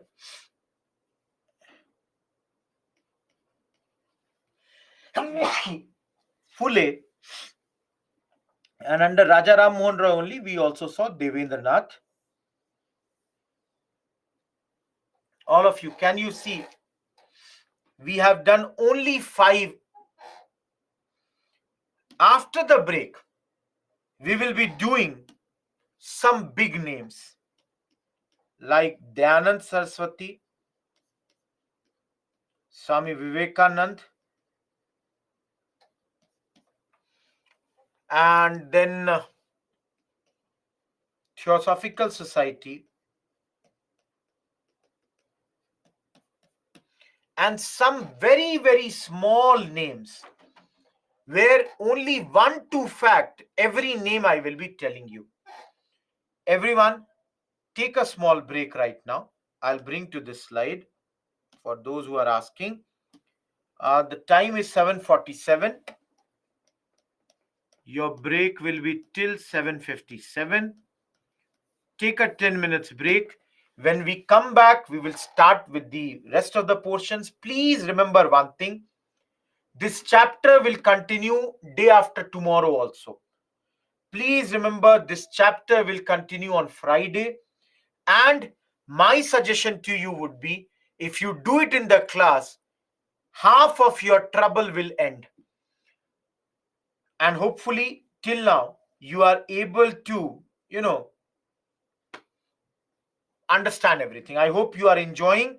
I hope you are having no issues till this point. So let's meet after the break. Tomorrow there is a holiday. I'll tell you after the break. Goodbye.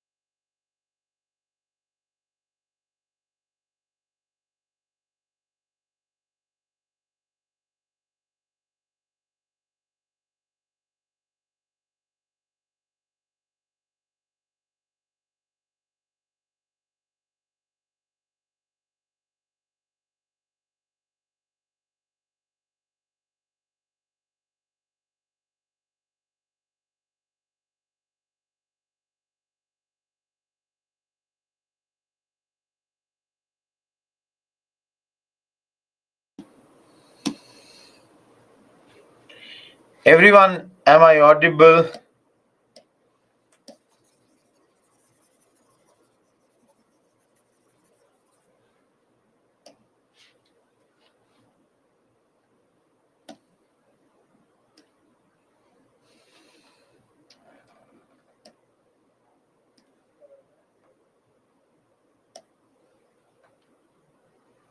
Yes, there is a holiday tomorrow.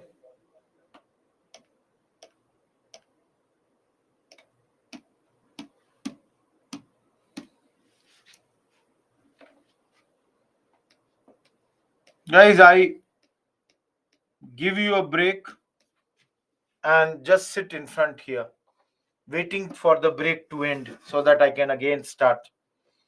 And one thing I always pride myself is in punctuality. I hate to be late. Now, tomorrow I cannot take an additional lecture because many people would be celebrating. But most probably, let me tell you, next week, Saturday, there will be an extra class. There will be an extra class next week, Saturday, because we are almost one session late. So, next week, Saturday, there will be an extra lecture. Everyone, I'm telling you, not this Saturday, next week. So, today is what date? Today is 6th, 7th is then Thursday, 8th, 9th, 16th. On 16th, there will be a extra lecture. You will be informed about that so that we can come to our original place. No, tomorrow there is Janmashtami, so cannot be, that's the thing. Yeah, Kishan.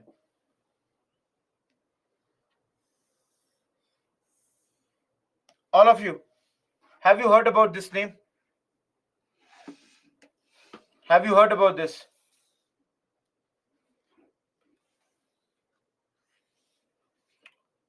Yes, good.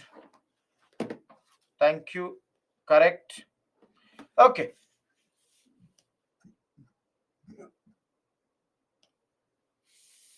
So, like we did in the case of others, Swami Dayanand Saraswati,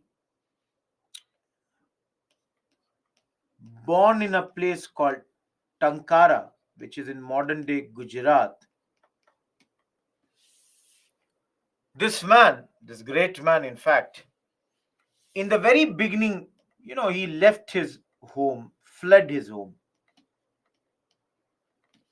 I read somewhere that his parents wanted him to get married and he did not. So he left his home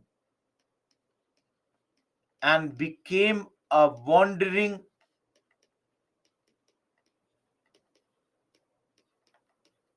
mendicant.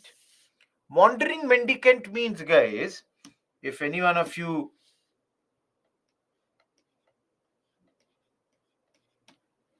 don't understand this, sannyasi, he left everything and he started to roam from one place to another. Now, here only, he met Swami Vrijanand. Around 1860, he met him, and Swamiji was a blind teacher. And for those who are asking, where? In Mathura. So, in Mathura, Swami Dayanand Saraswati, he met another teacher who taught him about the Vedanta. Now, as the case of others, we have seen Swami Dayanand Saraswati, his objective is to purify Hinduism and revive it from its present day poor conditions or degenerative conditions, whatever word you use. In his view, the present day Hinduism has become corrupted, and that is why you need changes in that. How will you bring the change, everyone? He started Arya Samaj in 1875 in Bombay, was its headquarters. Later, it was,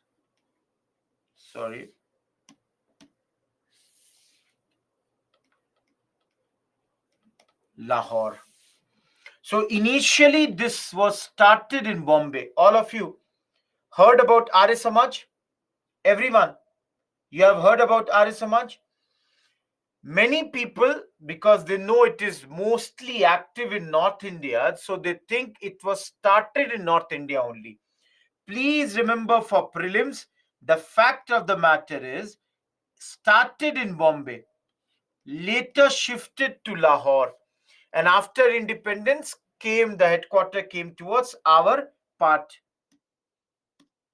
So Arya Samaj, I have already told you guys, their slogan was go back to Vedas. That is, return to the Vedas. If any one of you is thinking why they think or why are they giving this slogan, because they believe in the infallibility of Vedas. They believed in the infallibility of Vedas. That means they believed all the truth was to be found in the Vedas. In their opinion, every truth that you are looking for, if you are searching for, you will get in the Vedas. Vedas are absolutely correct. Everything and anything written in Vedas, they are correct. No, see, please understand, all of you, you will study. First of all, let me make one thing very clear. Please, for a minute, listen to me. This clearly makes it different from Brahmo Samaj. Number two, guys, when you are taught ancient history, please understand, when you are taught ancient history, you will be taught about these Vedas, Upanishads, everything.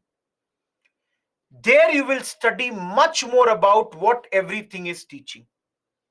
Last and everything, Kishan, please understand, it is not necessary. I think India is the best team in the world. You might think England is the best team in the world. Very crude example, but different opinion. Similar thing is, Raja Ram Mohan Roy believes in one thing. It is not necessary that he also believes in the same thing. So you cannot expect everybody to believe in the same thing here. So clearly, they approved Vedas, they rejected Puranas. They said anything related to Puranas, anything related to Western culture was rejected by them. So please understand, they are supporting everything written in Vedas. And again, some of you are asking, what about Varna system? Please understand, Varna system was not there in the Vedas. And in the present form, the way this caste system and everything is practiced, it is not there in our holy textbooks from the very beginning. Rig Veda does not talk about that. So all of you don't have to go into that much depth, but understand this thing clearly. Now all of you, he opposes Western culture. Will he oppose Western science? All of you, will he oppose Western science? Remember, no. He supports the study of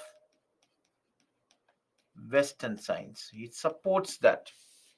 Similarly, see, all of you, again I'm repeating, either in ancient or in art and culture, you will be taught about the Hindu texts. Vedas are there, four Vedas are there: Rig Ved, Samved, Yajurved, Atharvaved. Apart from the Vedas, you have Upanishads, you have Puranas, you have Aranyakas, you have Brahmanas, you have epics like Ramayana and Mahabharata. So you have a lot of holy textbooks as far as our Hindu religion is concerned. So he does not approve of the Puranas but approves of the Vedas. Now, certain fact: Swaraj word for the first time was spoken by Dayanand Saraswati. For the first time, he spoke on this particular word, Swaraj, by, Dayanand Saraswati. Why exactly and under which circumstance did he use this word is not clear. But then he was the first person to use it. Calls for equal rights for men and women. He says, and again, all of you imagine this man talking about these things in 1860s, 1870s. Imagine how great he would be. In those days, he's talking about equal rights for both men and women. Opposes idol worship, rituals, dominance of Brahmins, criticizes caste system, child marriage. No, Suchitra. The practice about foreign travel, widow celibacy, all this is opposed by him. Please understand, guys. Caste system was opposed by him. No, Sham, you are wrong. He is opposing caste system. He is totally against this. He opposes the concept of child marriage. In fact, everyone, look, one statement I am giving. Criticizes Hindu religion for being children of the children. Everyone, do you understand this word? Do you understand this? Yes, Shrimant. Everyone, do you understand? Guys, Dayanand Saraswati is saying that Hindus, they get married at a very young age. So let's say at the age of 13, 14, the girl has become a mother. Now she herself is a child at this moment and she became a mother. Husband is of what age? 14 or 15. Everyone, did you understand this thing? Children of the children. He criticizes Hindu religion, Hindu race, saying that, see, this is a very, very bad custom.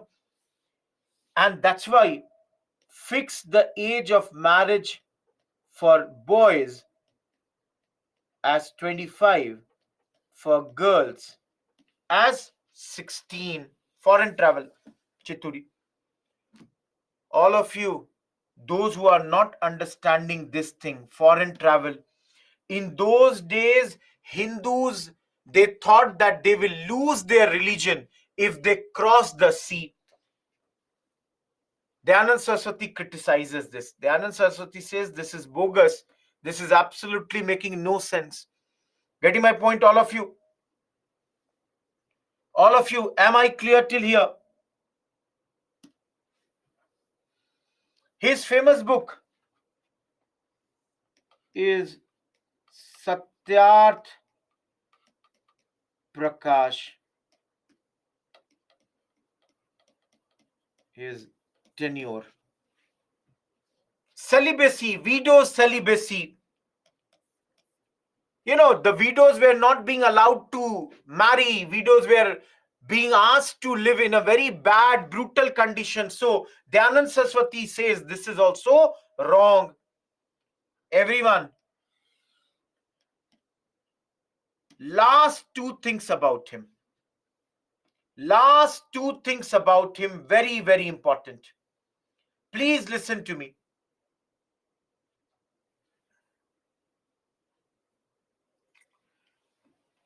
Guys, sometimes this movement became anti-Muslim and anti-Christian. Now, why will it become that? Because he was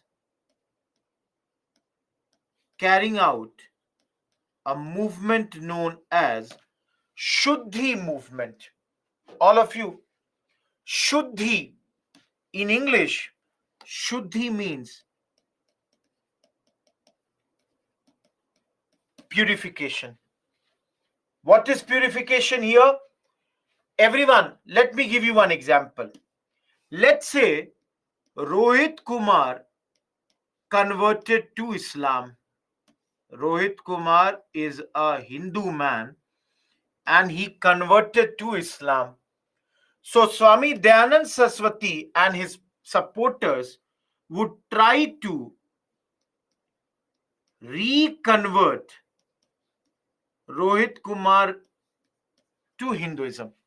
They would try to bring me back to Hinduism. Now, all of you, do you understand this?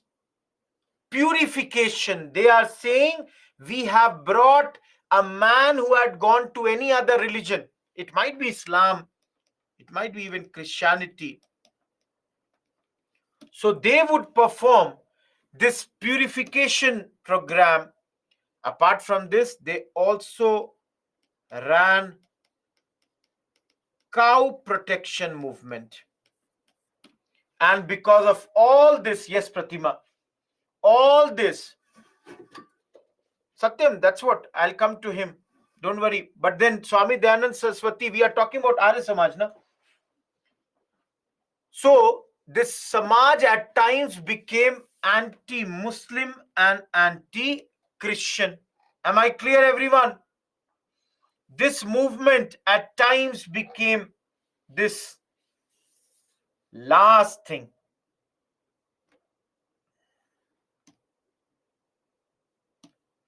All of you, I have less space here. Okay, I have some space here. Everyone, in the field of education, supporters of Dayanand Saraswati have contributed in a big manner. Anyone in this class from DAV school or DAV college? Anyone in this class from DAV school and DAV college? Okay. Those who are from that, DAV, Dayanand Anglo Vedic schools or college. Can you see this, all of you? His supporters, and under this the name would be of Lala Hansraj. They started this schools and college. Guys, the name Dayanand after Dayanand Saraswati. Anglo refers to Western knowledge to be imparted here. Vedic, as you can see, their whole thrust is on the Vedic knowledge. So that would also be given here.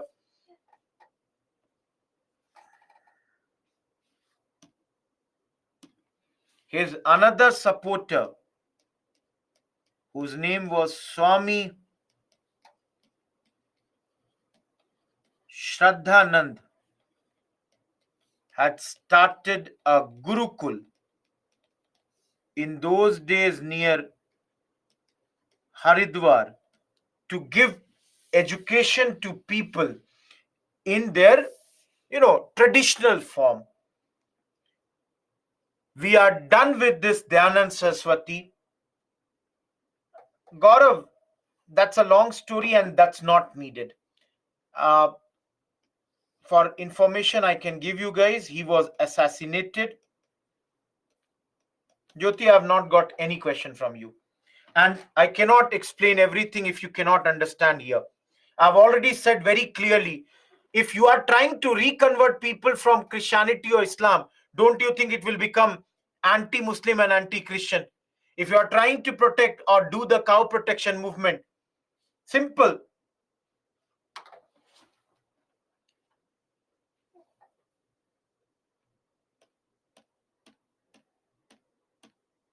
Everyone, two slides, this one and this one, is for your own homework. Remember 1902 Priel. At least 3 to 4 points. Priyanka, it's not related to them. It's much more than that. Satya Prakash and Satyat Prakash are two different books. Two different books. So don't get confused in that, everyone. And for those who are asking the page number of Dhyanand Saraswati, it is 224 and 225. I'll write that there only. Page number 224, 225.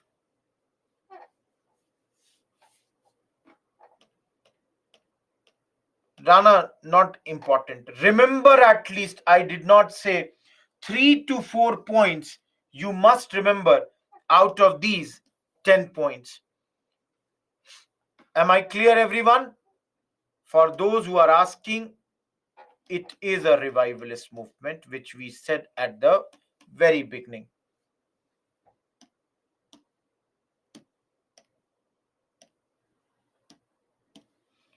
Only one slide.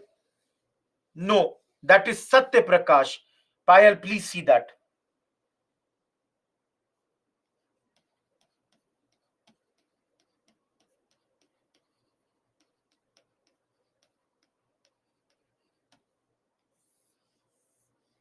Anyone heard about this? Shiva, what are you referring? Which brainstorming? Anyone? Let's take example. Everyone, see here. Rohit Kumar, Hindu, converted to Islam.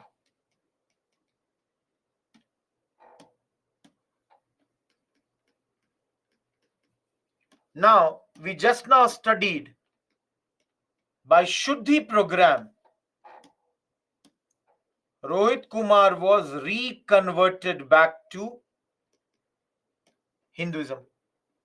All of you. The problem is, other Hindus are not ready to accept Rohit Kumar in the fold of Hinduism, because they are like, he was in Islam or he was in Christianity, what he did and all that. So the whole purpose of this Jat Pat Todak Mandal, started by Bhai Parmanand, and if you translate it in English, it becomes Society for the Abolition of Caste, and started in Lahore. The whole purpose of this was to work to assimilate the reconverted through the Shuddhi program. So guys, those people like Rohit Kumar who have come back to Hinduism, have reconverted back to Hinduism, it was to work amongst them. This was being done. And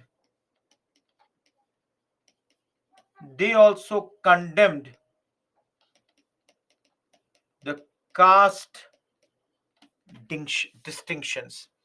Please remember, we will study Bhai Parmanand later in Gadar movement. We will study him much, much later. Everyone, Jat Pat Todak Mandal, very easy, hardly 2 facts, nothing more than that. Important facts here are, remember who started, where started, why did it start. Am I clear? Yeah, it is in Lahore. Lahore was the capital of erstwhile Punjab.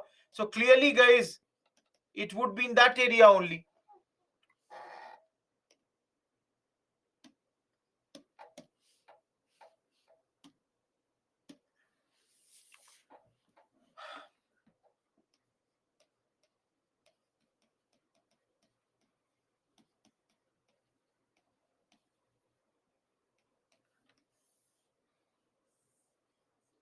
Heard about this name? Have you heard this great name?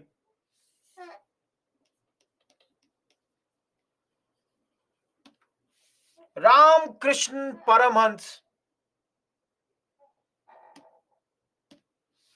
First of all, which page number? Just give me a second.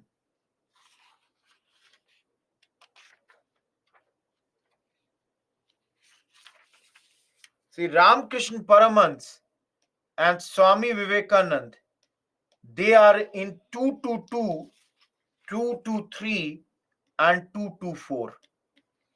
Everyone, please read this 3-page, and it is not 3-page. 222 is only 1 paragraph and 223 is only 5 lines.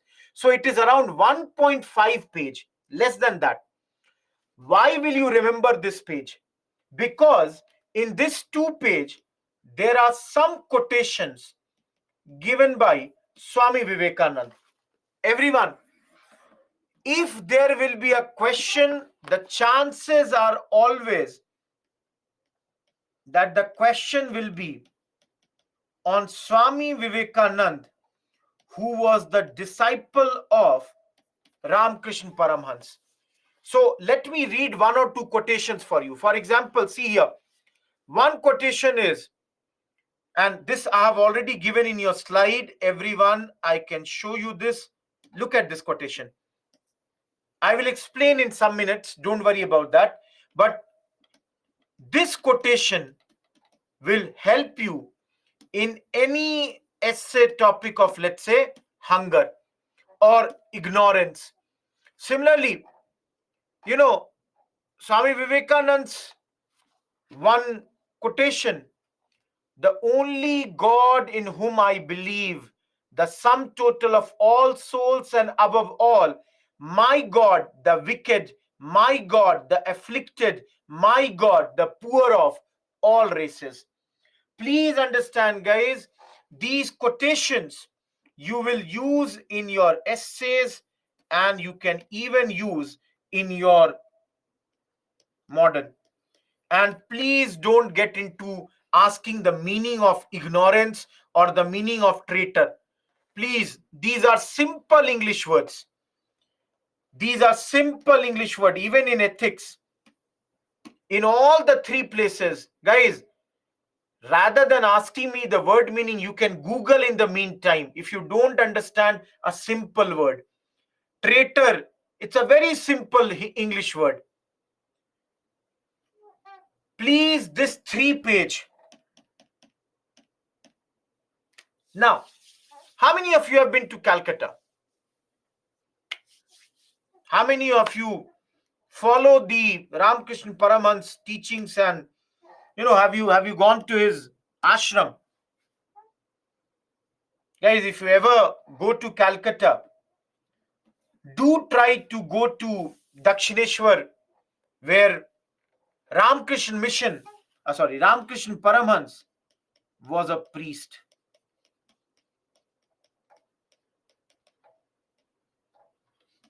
he used to worship goddess Kali. He used to worship goddess Kali. Guys, listen to me a story. And I think there will never be a question on Ramakrishna Paramhans, but there can be a question on Swami Vivekananda. You know what happened is, at a very young age, Ramakrishna Paramhans' father died. So from very young age, he was working with his mother. And from there only he saw his mother as a goddess. So he could see the imprint of God in his mother. He was very closely working with his mother. Later, he turned into a saintly man, saint, sadhu. And in order to attain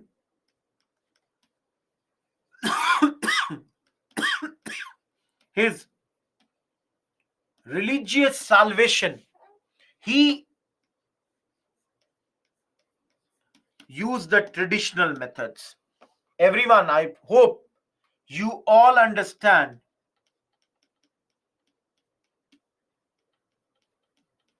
meditation. All of you, meditation karte ho? Do you do meditation? Do it for 5 minutes in the morning, minimum. Don't think about anything in those 5 minutes. Meditation. Number 2,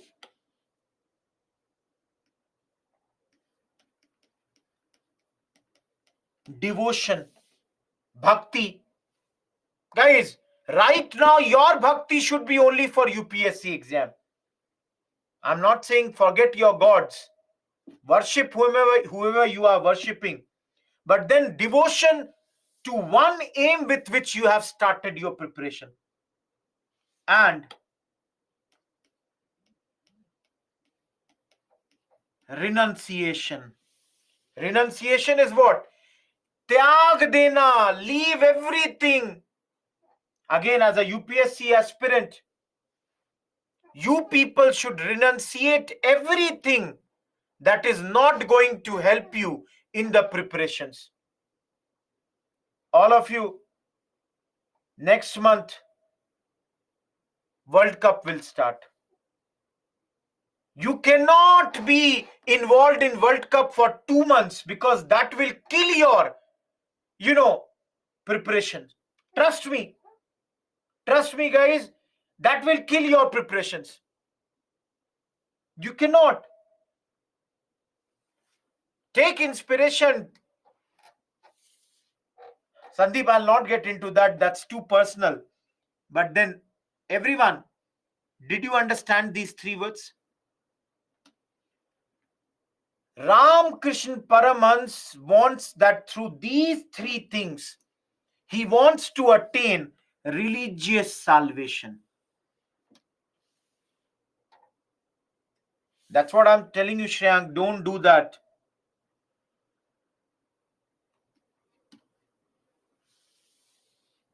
Great, Chituri. Now, I'll tell you. No, I'm not saying cricket is all bad. I myself, I'm a huge fan of cricket. And I can tell you, in my interview, I was asked 6 questions only on cricket. And the fact that I had a huge knowledge on that helped me immensely. So sometimes it may help. Sacrifice palak, nothing else. But then, guys, right now, those who are giving the exam next year, for you, October, November are very critical months. Don't waste your time. That is my earnest request to you people. Now, if you see here, to search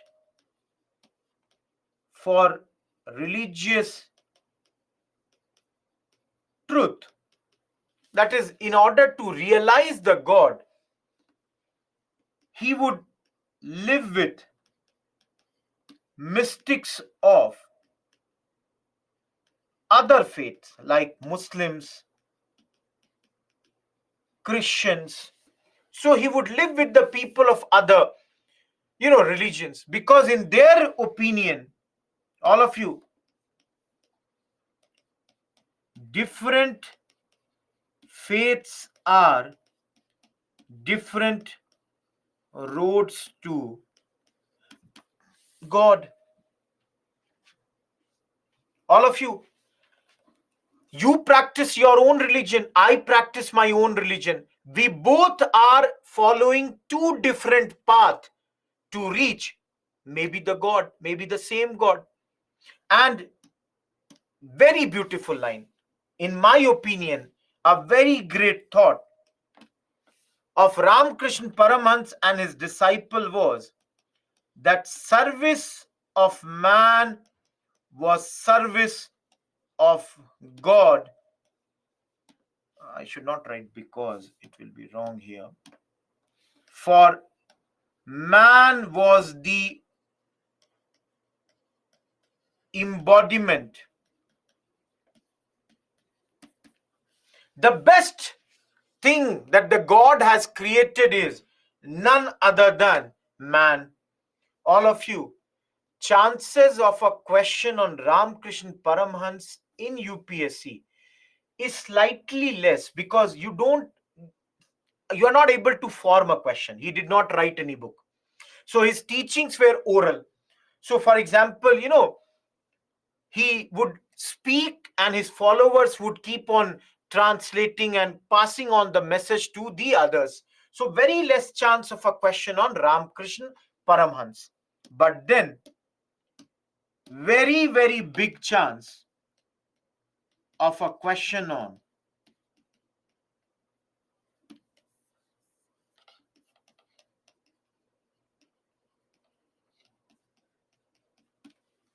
Swami Vivekanand.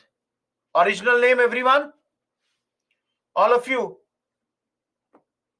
Original name?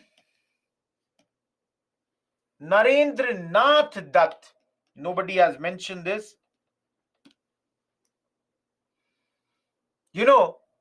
I was reading about him. His mother said about him that I worship to Shiva to give me a son. Shiva gave me his ghost.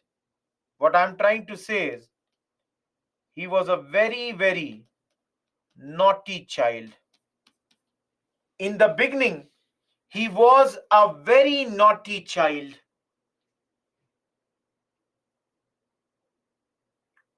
Now, guys, the problem is he came from a very good family, but then his father died at an early age.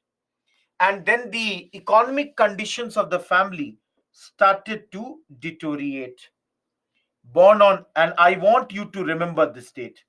Everyone, please remember this date. 12th January 1863 is his birth, and he also received English education and graduated from Mission College in Calcutta. Great one. Now, let me tell you a story, guys. Yes, that's why I'm saying that this is now celebrated as National Youth Day. So, you should remember this. All of you, now listen to me. What happened is that Swami Vivekananda had a lot of queries, lots of questions, which he would keep on asking his teachers in the college. One day, one of the teachers told him that, see, why don't you go and meet Ramakrishna Paramhans? He will be able to solve your queries. So Vivekanand went to Swamiji. First time Vivekanand saw Swamiji and he felt, no, he may not be able to answer my queries. And he came back. But later, continuously, he would go, and one day he asked him a question. The question was, do you see God? So Swami Vivekanand asked Ramakrishna Paramhans, do you see God? And Ramakrishna Paramhans replied, yes, I see God and I see God in you. Everyone, did you understand this? All of you. Did you understand this?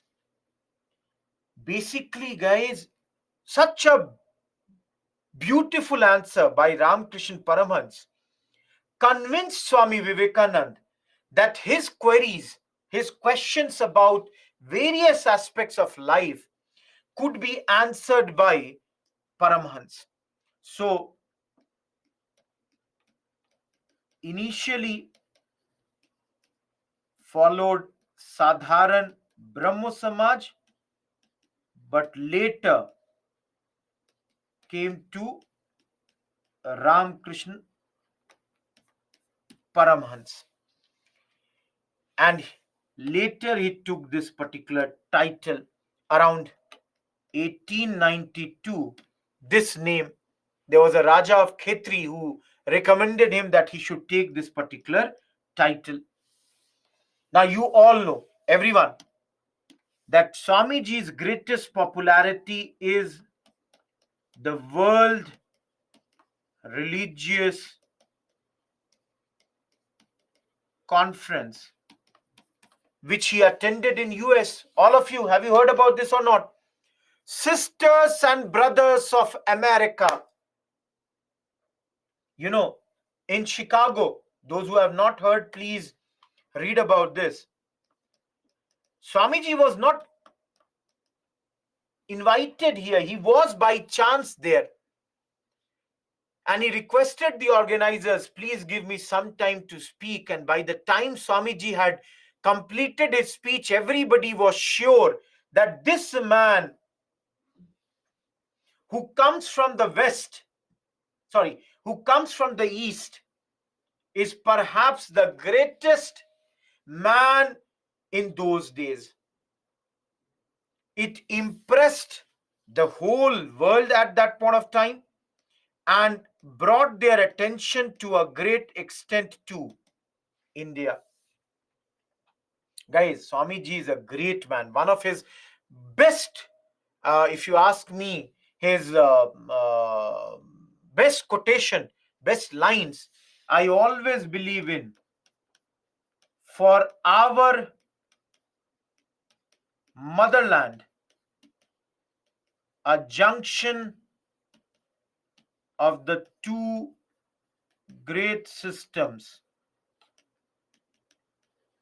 Hinduism and Islam, is the only hope. Everyone, have you heard about this quotation? I, in my preparation days, used it on questions on secularism, used it, on questions on communalism. Yeah, Anandu, that's correct, but then that's not important for the class right now. Everyone, for our motherland, that means for India, a junction of the two great systems. Which two great systems? Hinduism and Islam. It clearly says that they both have to work together. They both have to move together. Great man. Again, like every great man, believed in liberty, believed in equality, believed in free thinking, and he also believed in the principles of Vedanta, philosophy of Vedanta. In fact, guys, he believed that this Vedanta will make a Christian a better Christian, a Hindu a better Hindu.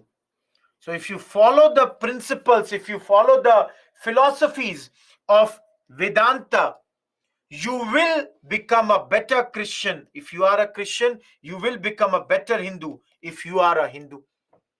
So this, see guys, Vedanta again will be taught to you in ancient history. It is one of the 6 schools of philosophy in Hinduism.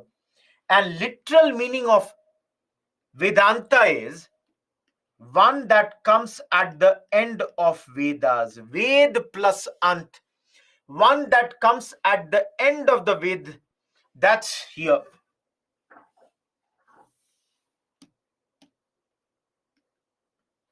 Everyone, am I clear? Now,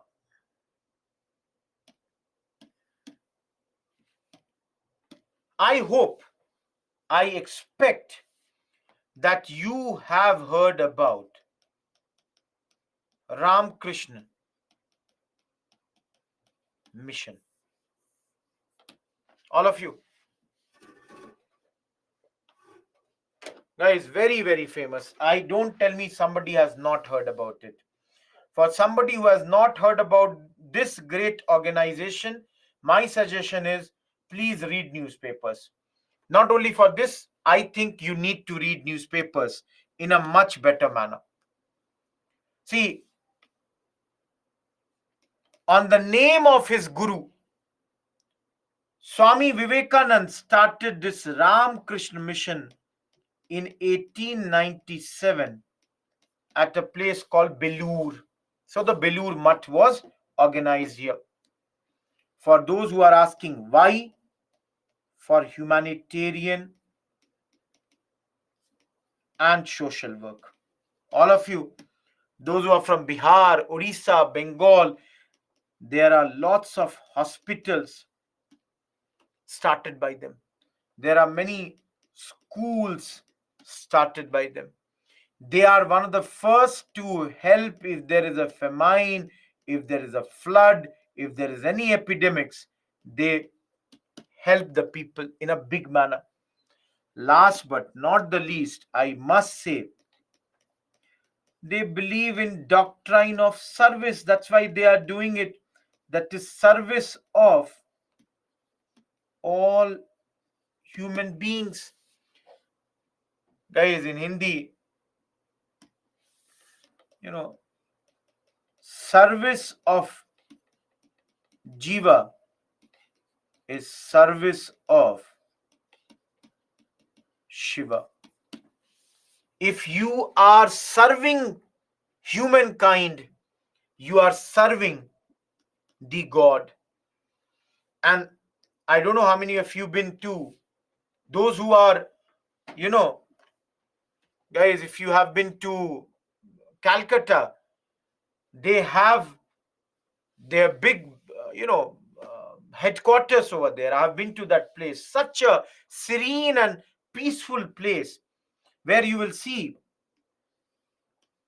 that even though they are a very big religious body, they are not a proselytizing body. That means they don't try to convert people. So Muslims also can join them, Christians can also join them, Hindus can also join them. They don't try to convert anyone. In fact, guys, at times they have felt that they are not a sect of Hinduism. They say that they are not a sect of Hinduism, as somebody is mentioning, that they say, he said Hinduism is not a religion, it is a way of life. It's the way we conduct our lives. So different people, all from different areas, come and join. And this is one of the reasons, everyone, this is one of the reasons for the success of this mission. No, see, please understand. Those who are worried about this, let me tell you, Swamiji believes in technology. He believes in technology. And those who are asking whether it is revivalist or reformist, Swamiji was both revivalist also, reformist also. Yes, Bishwajit, you are correct. In Orissa, Nar mein Narayan, you can see, guys, if because he has mentioned Nar mein Narayan. Nar means humankind, Narayan means God. In human, you can see the gods. So that's the thing. So coming back to this, guys, it is both revivalist and reformist. Because why revivalist?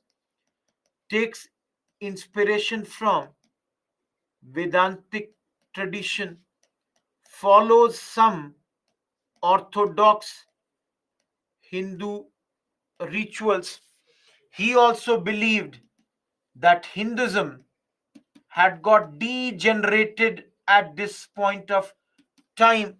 But then, guys, it is also reformist. One, I told you, believes in technology. So talks about, let's say, or he condemns the feminine passivity. Talks about, I can reuse, technology. So this is both reformist as well as revivalist. Both it is. Guys, it is very, very successful mission. Yes, they use idol worship. Guys, in this they are away from Arya Samaj. They use idol worship. They feel there is a utility, there is a value of image worship for the development of spiritual fervor and worship of eternal God. Basically, they are saying if there is an image in front of us, it helps us in visualization of the God in a much better manner.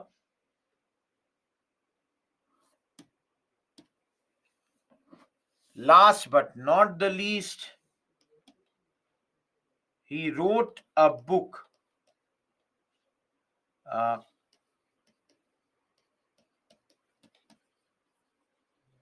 Lectures from Colombo to Almora.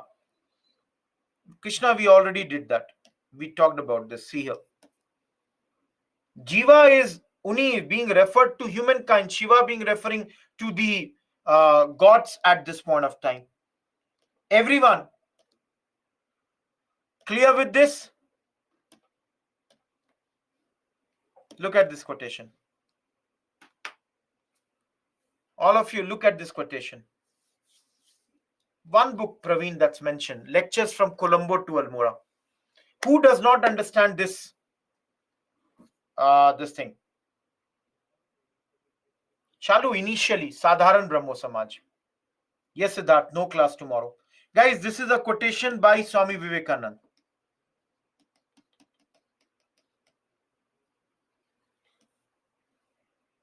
Everyone, anyone, can you explain me this quotation? All of you, can you explain me this quotation? Those who want the slides for 1 second, please see here. Done. Anyone, can you explain me this quotation?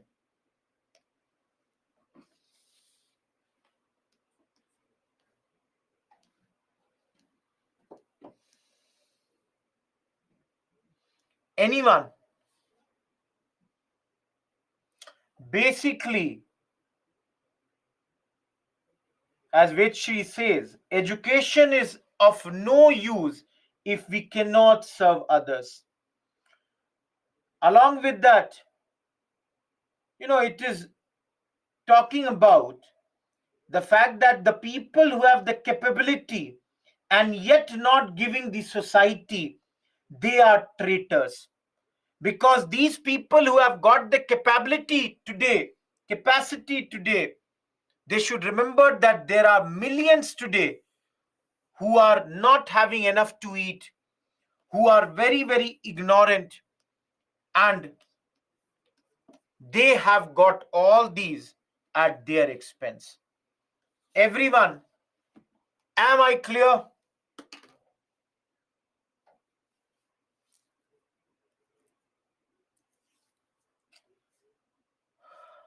Those who are asking, last slide once again, guys. You can do it from the recording later. You are wasting my time. See here. Yes, Anjali.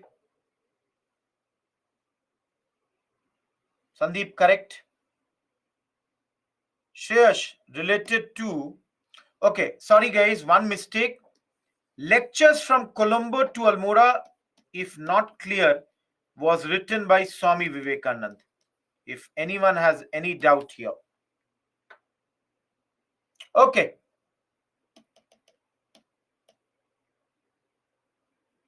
All of you. First,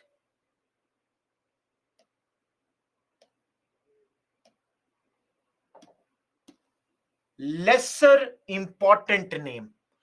Till now, every name was very important. First, less important name, maybe not even in your Bipin Chandra.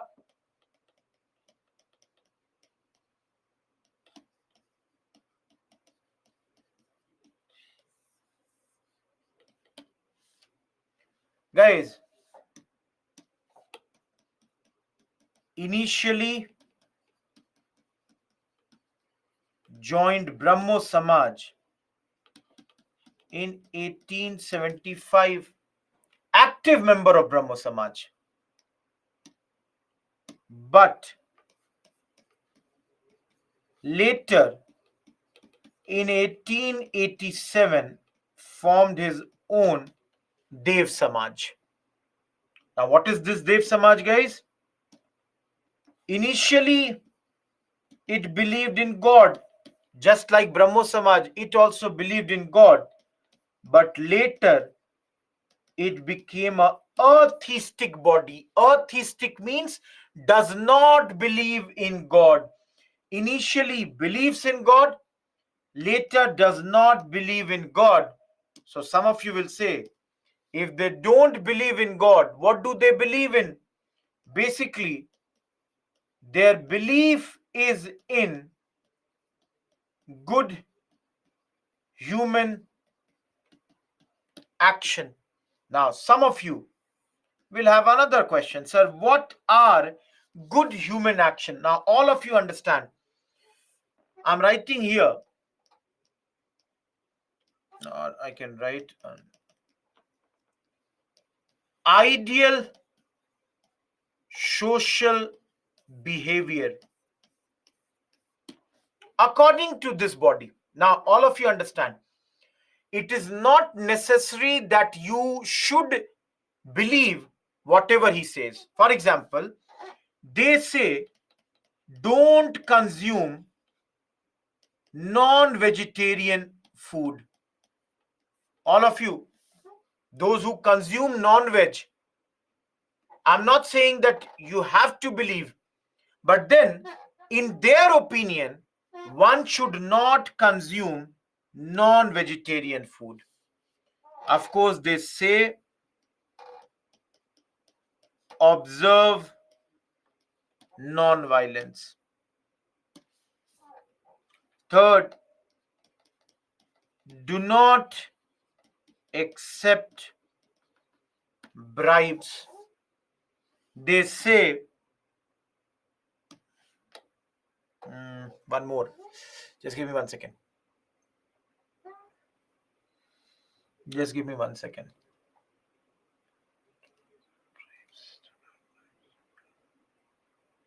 They prohibit that do not consume intoxicants. Guys, intoxicants are like your alcohol or any of these intoxicants should not be consumed. Yeah, so ethical things. Last but not the least, all this is mentioned in their Dev Shastra, where they talk about all these good actions. They talk about, this is wrong. They talk about supremacy of the Guru. That's the thing. Everyone, not that important. If you ask me, remember the book, remember the society, remember the founder's name. Am I clear? All of you. Just two more. Do I consume non-veg food? I would say I'm a hardcore non-vegetarian. If you wanted the answer, I gave the answer. Thinking about this, I want to eat non-veg. I'm that sort of foodie. And unfortunately, my mother has strictly said no non-veg today and tomorrow because of Janmashtami. So you can understand, for 2 days, only veg. That's the thing. I'm really sad.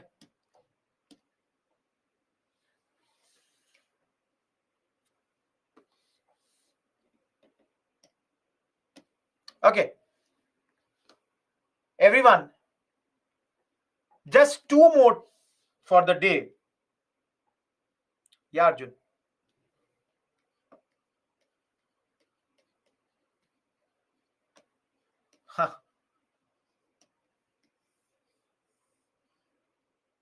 See, guys, personally, if you ask me, there are certain things which give you eternal happiness. And I personally feel good food is one of those. If you get good food, that's the solution of a lot of problems. I'm not calling only non-veg. For those who love veg, there are a lot of things in veg. For those who love non-veg, go for that. That's the thing. Yes. Okay. All of you. Prathana Samaj. Very, I would say important only. Started around 1867. Started in Bombay. And started by Dadoba Tarkdar and his brother Atmaram Pandurang. Dadoba Tarkdar and Atmaram Pandurang were the two brothers who started in 1867 Bombay Pratna Samaj. Now, your question, some people are asking, sir, why? The reason for that was Keshav Chandra Sen at that moment was visiting Maharashtra. All of you, Keshav Chandra Sen was a member of which body? All of you, Keshav Chandra Sen was a member of which body? Brahmo Samaj. So all of you, they also believed in one God. Sorry, I wrote gold. Sorry, just 1 second. They also believed in worship of one God and only one God. So basically, they became parallel to Brahmo Samaj. So whatever Brahmo Samaj says, they believe in monotheism, they also believe in monotheism. Brahmo Samaj says Vedas are not infallible, they also say Vedas are not infallible. Yes, Zeba. They draw their nourishment from poet sense like Namdev, Tukaram. Those who are from Maharashtra must have heard the names Namdev, Tukaram. They are very famous poets. In medieval history, in Bhakti movement, you will study about these people. These great people, they were, I'm writing here, part of the Vaishnav Bhakti movements in Maharashtra in 13th century. So guys, the difference between Brahmo Samaj and Pratna Samaj has to be one, that this is rooted to the Marathi culture, which you can see here. Apart from that, they are worshipping Vitthal. Vitthal is another form of Vishnu. So as a god, the poems of Vittal, they are being used by them. One slide I will not write. Please read this slide. Anyone, any doubt in the 4 points? All of you. Yes, Falak. All of you. Any doubt in this 4 points?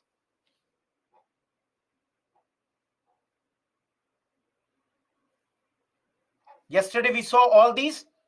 Hello. So you can understand, guys, Prathana Samaj, or in English, if you call it prayer society, they are talking about these major aims. These are their major social reform goals. Yeah, it is, in social reforms, they will all be same only. Getting my point? Shiva, the Marathi thing that I am saying, they are taking inspiration from them, which is not the case in Brahmo Samaj. Prominent members: Narayan Chandavarkar,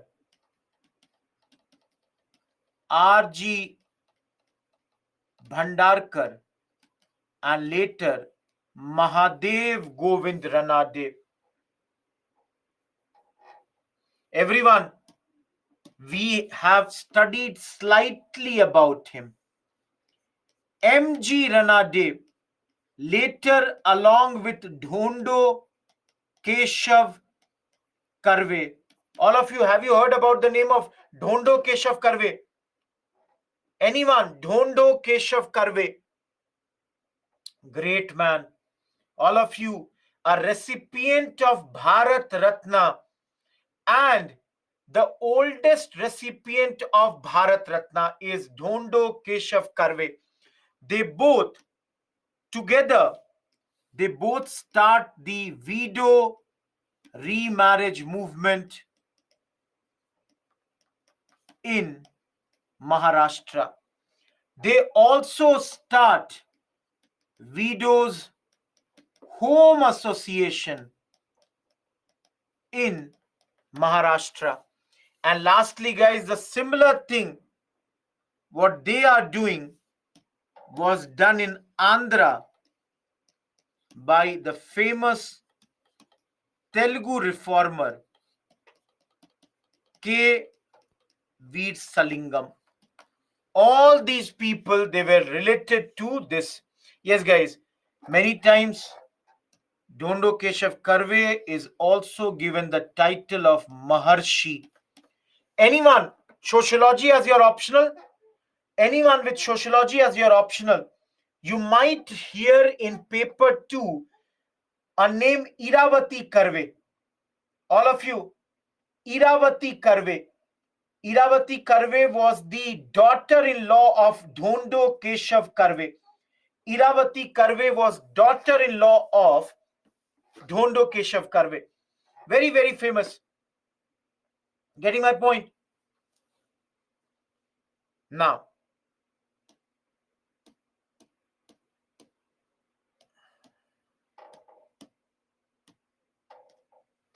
all of you, I will only teach 5-6 minutes more. But before that, just tell me one thing. Yes, Gayatri. No, Harshita. I will come to that. Don't worry. But right now, they don't have problem. Everyone, don't you think this chapter is interesting, but full of facts? Too many facts.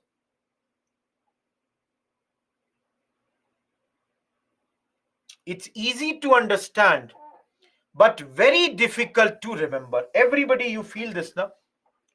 So I will tell you, and I'm going on the first slide. Everyone, I'm going on the first slide for a minute.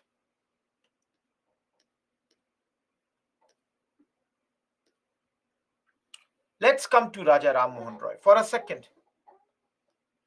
Guys, your work is today, after the class, or those who are working professionals today at the night, one thing you should do is concisely whatever I have written, write them at one place.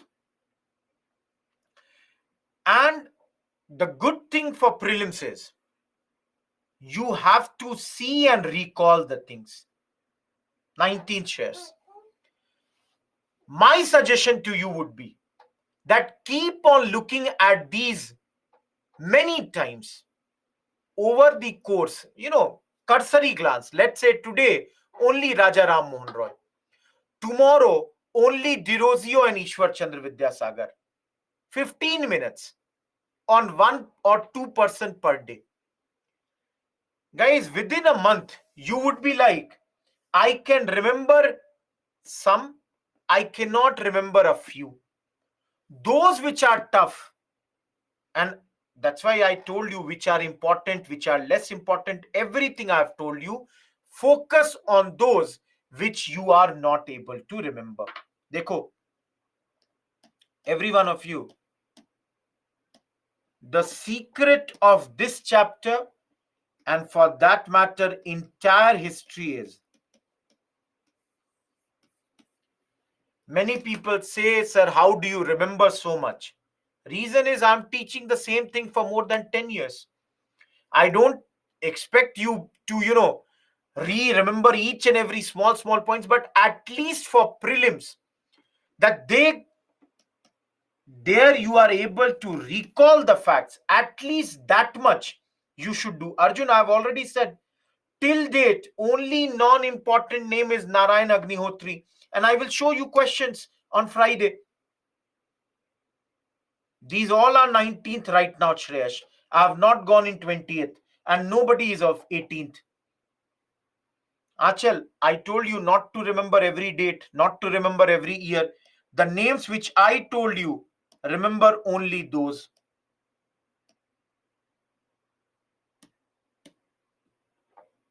No issues, Shatakshi. Okay, guys.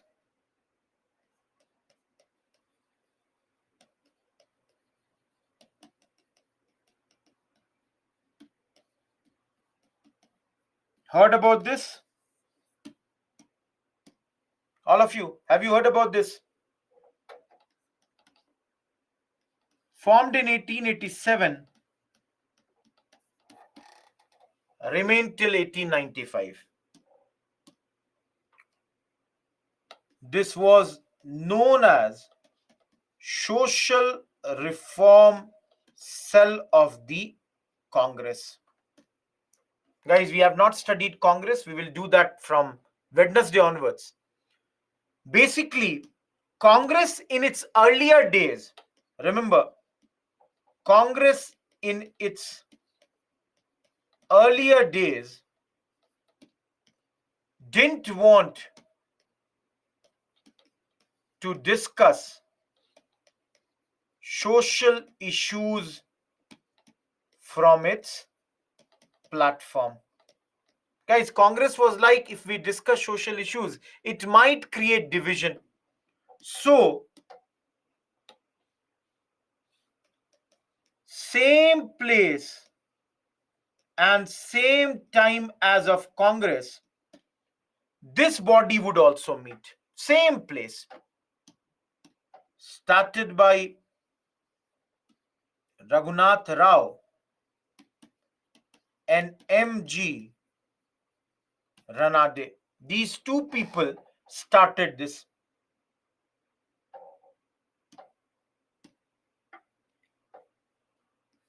They carried out a pledge movement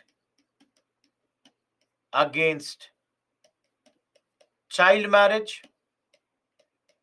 and they supported widow remarriage, education, all those regular things were supported by this conference. Remained only for 8 years. Later, Congress started to discuss those. So this particular body was ended. You can see here, already I can tell you a 2011 prelims question has come on this. Am I clear, everyone? All of you clear about this? See, in mains, not all of them will come. Na? In mains, these are very small.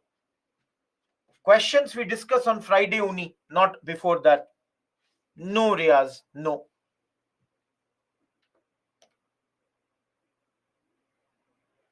Leave Theosophical Society for today. Tomorrow we will start the Theosophical Society. For today, Behram Ji Malabari. Everyone, have you heard about this name? Last 2 minutes and we are done with the day. Behram Ji Malabari. He is an author, he is a poet, he is a social reformer, and most famous for working against child marriage. He worked mainly to end child marriage in those days.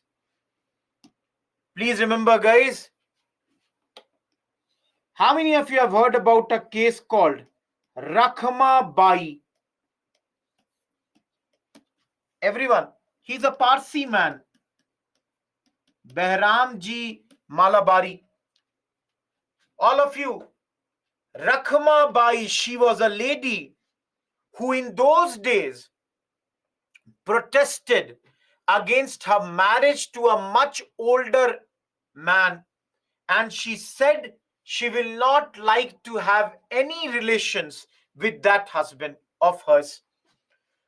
So guys, Behram Ji Malabari fought for her, and in those days you can see the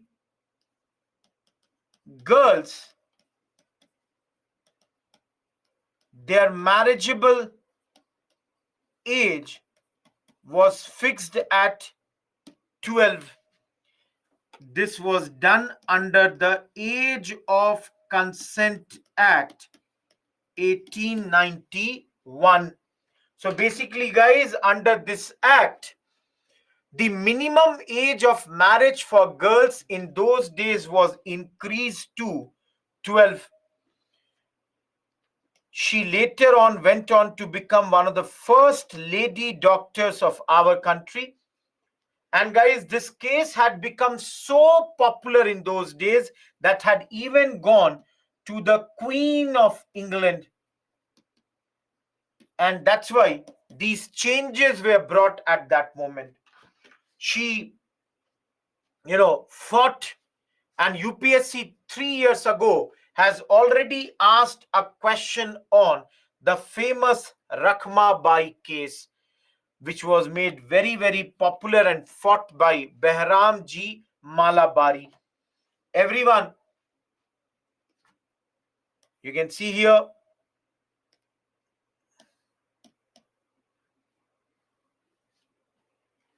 no, child marriage is a big problem, so anybody will fight for that.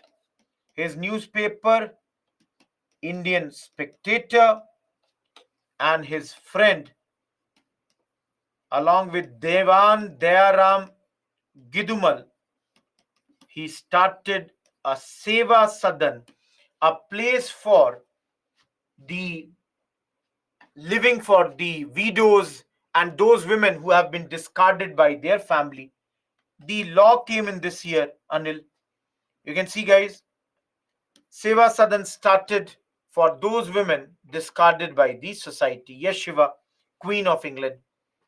She heard this case and asked her authorities in India to look into this particular matter. Everyone, for the day it is enough. Last 10 minutes are left. I will take up your queries. Those who have no queries, goodbye. Thank you. Those who have started writing, thank you. Thanks a ton. We will meet again day after tomorrow. In the meantime, anyone who has any question, write your question. I'll take up your queries. Please, any query that you have, please write here. Everyone, all of you, thank you. Those who are writing, thank you. Thanks a ton. Tomorrow is a holiday. Arjun, your question is not clear.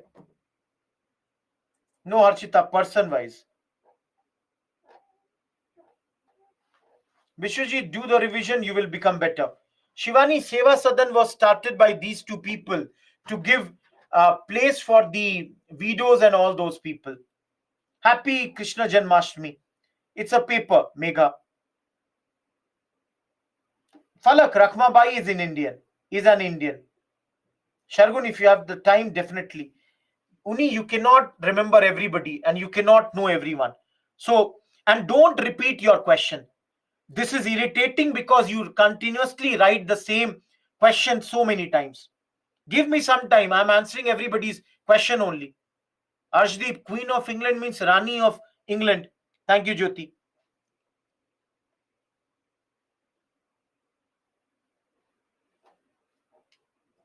Someshri, I did not get the thing. He believes in monotheism. He believes in one God.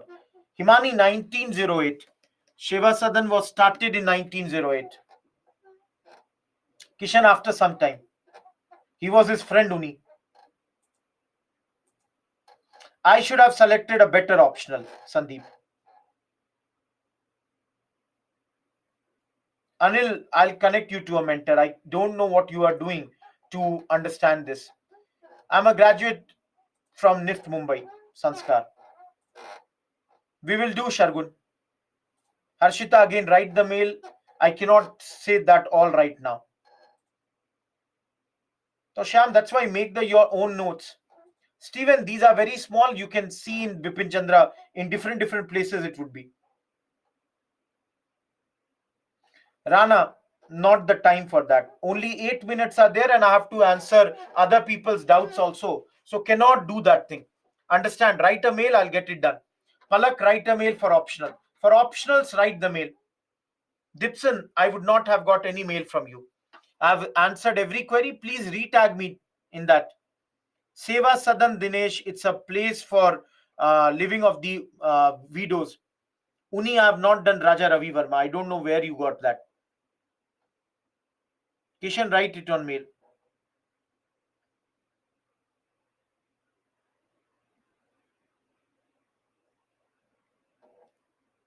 I think Palak another. Manpreet again, retag me. I don't think I've got any mail. If it is related to books, I have sent it to the proper channel. Srihari, revision. Rahul, if you have less time, use the PPTs directly. Rana, very scoring subject in the last few years. Musharraf, he is the first only, I would say. Rakhmabai is not Queen of England. This case of Rakhmabai went to Queen of England. Those who are asking, previous slide here. Thank you, Subramanian. Chandu, write the mail, I'll send it to you. Yes, Himani, absolutely correct.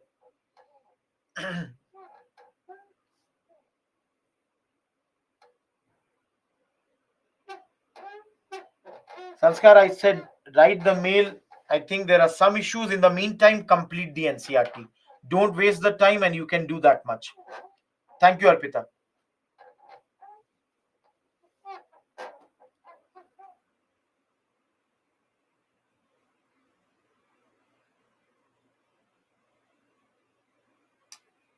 Sham, write something while the class is going on. That way you can reduce the time.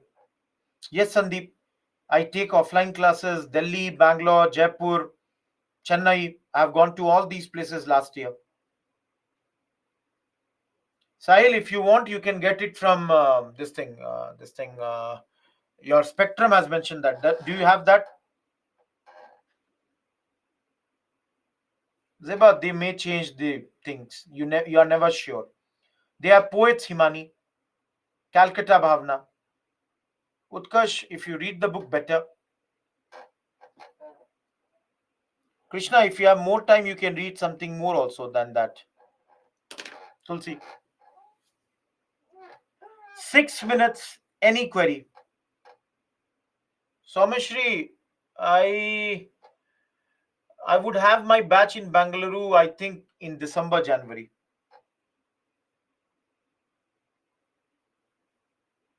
Kibriya, you can go through that. It will be very quickly. So Sahil, either write the mail or on the net you can find it. Shiva, I showed you brainstorming. Use that. 2010 Ocean.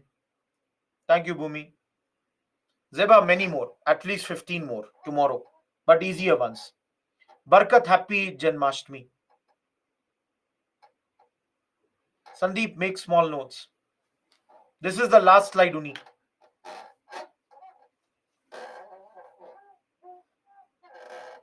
Please, after the this thing, this will be uploaded. Look into this.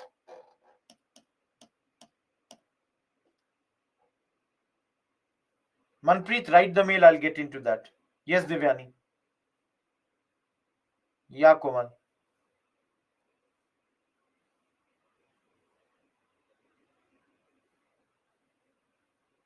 Any other query? Anyone? Happy Janmashtami to everyone who are wishing me. He's a founder of that. Raghunath Rao is the founder. No, you don't have any class tomorrow, Meera. Thank you, Yogendar.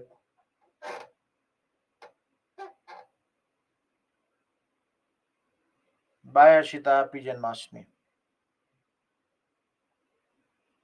Mine was apparel production, Ocean. It depends, Himani. What is the question? How many words are there? He was a social reformer, Bhavna. Thank you, Meera. Thank you, Kritika. Thank you, Mirzana. Same to you, everyone. Happy Janmashtami, Anupali. Mirzana. Thank you, Palak. Thank you, Dhara. Thank you, Gayatri. Tulsi, focus on that much at least. Thank you, Shivani. Thank you, Anish. Sandeep, please check. Otherwise, your one attempt will go away. Thank you, Shreya. Ocean. Sham, there are a lot of information in this chapter. Mega, the options to invest more in Britain is going down. That's why they wanted to invest their money in India. Thank you, Himani, Ambika, and Anushka. All of you, happy Janmashtami. Last 2 minutes. Any query? Thank you, Shoaib.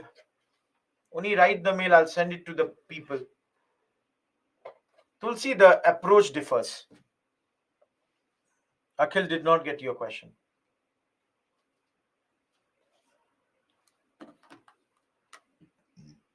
Happy Janmashtami, Tulsi.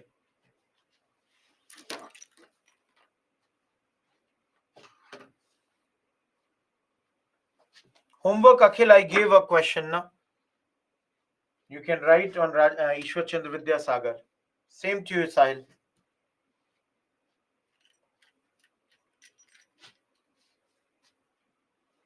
Anyone still in the class? Anyone still having any query?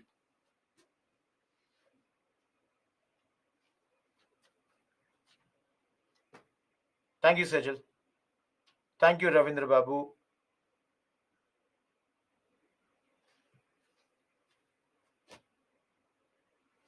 No, Priyal, it is there. You can check it. They keep the idol only for, imagination purpose. Shreya, again, don't focus so much on time period. That's not that much important. Thank you, Atish. Yes, Stephen, I think they have pasted it. Theistic means one which believed in God. It might differ, Priyal. It's not necessary that there has to be one particular type of this only. And again, I'm saying don't do the PhD in that. It will not help you.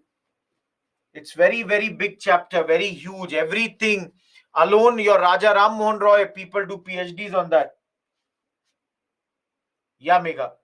In the initial days. I am there for last 1 minute. If there is any other doubt, please ask me, or else I'll be closing the session.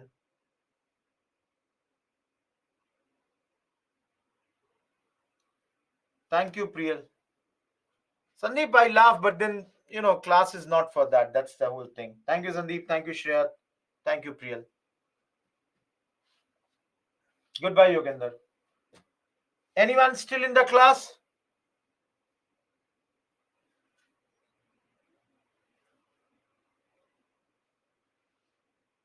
Last 30 seconds.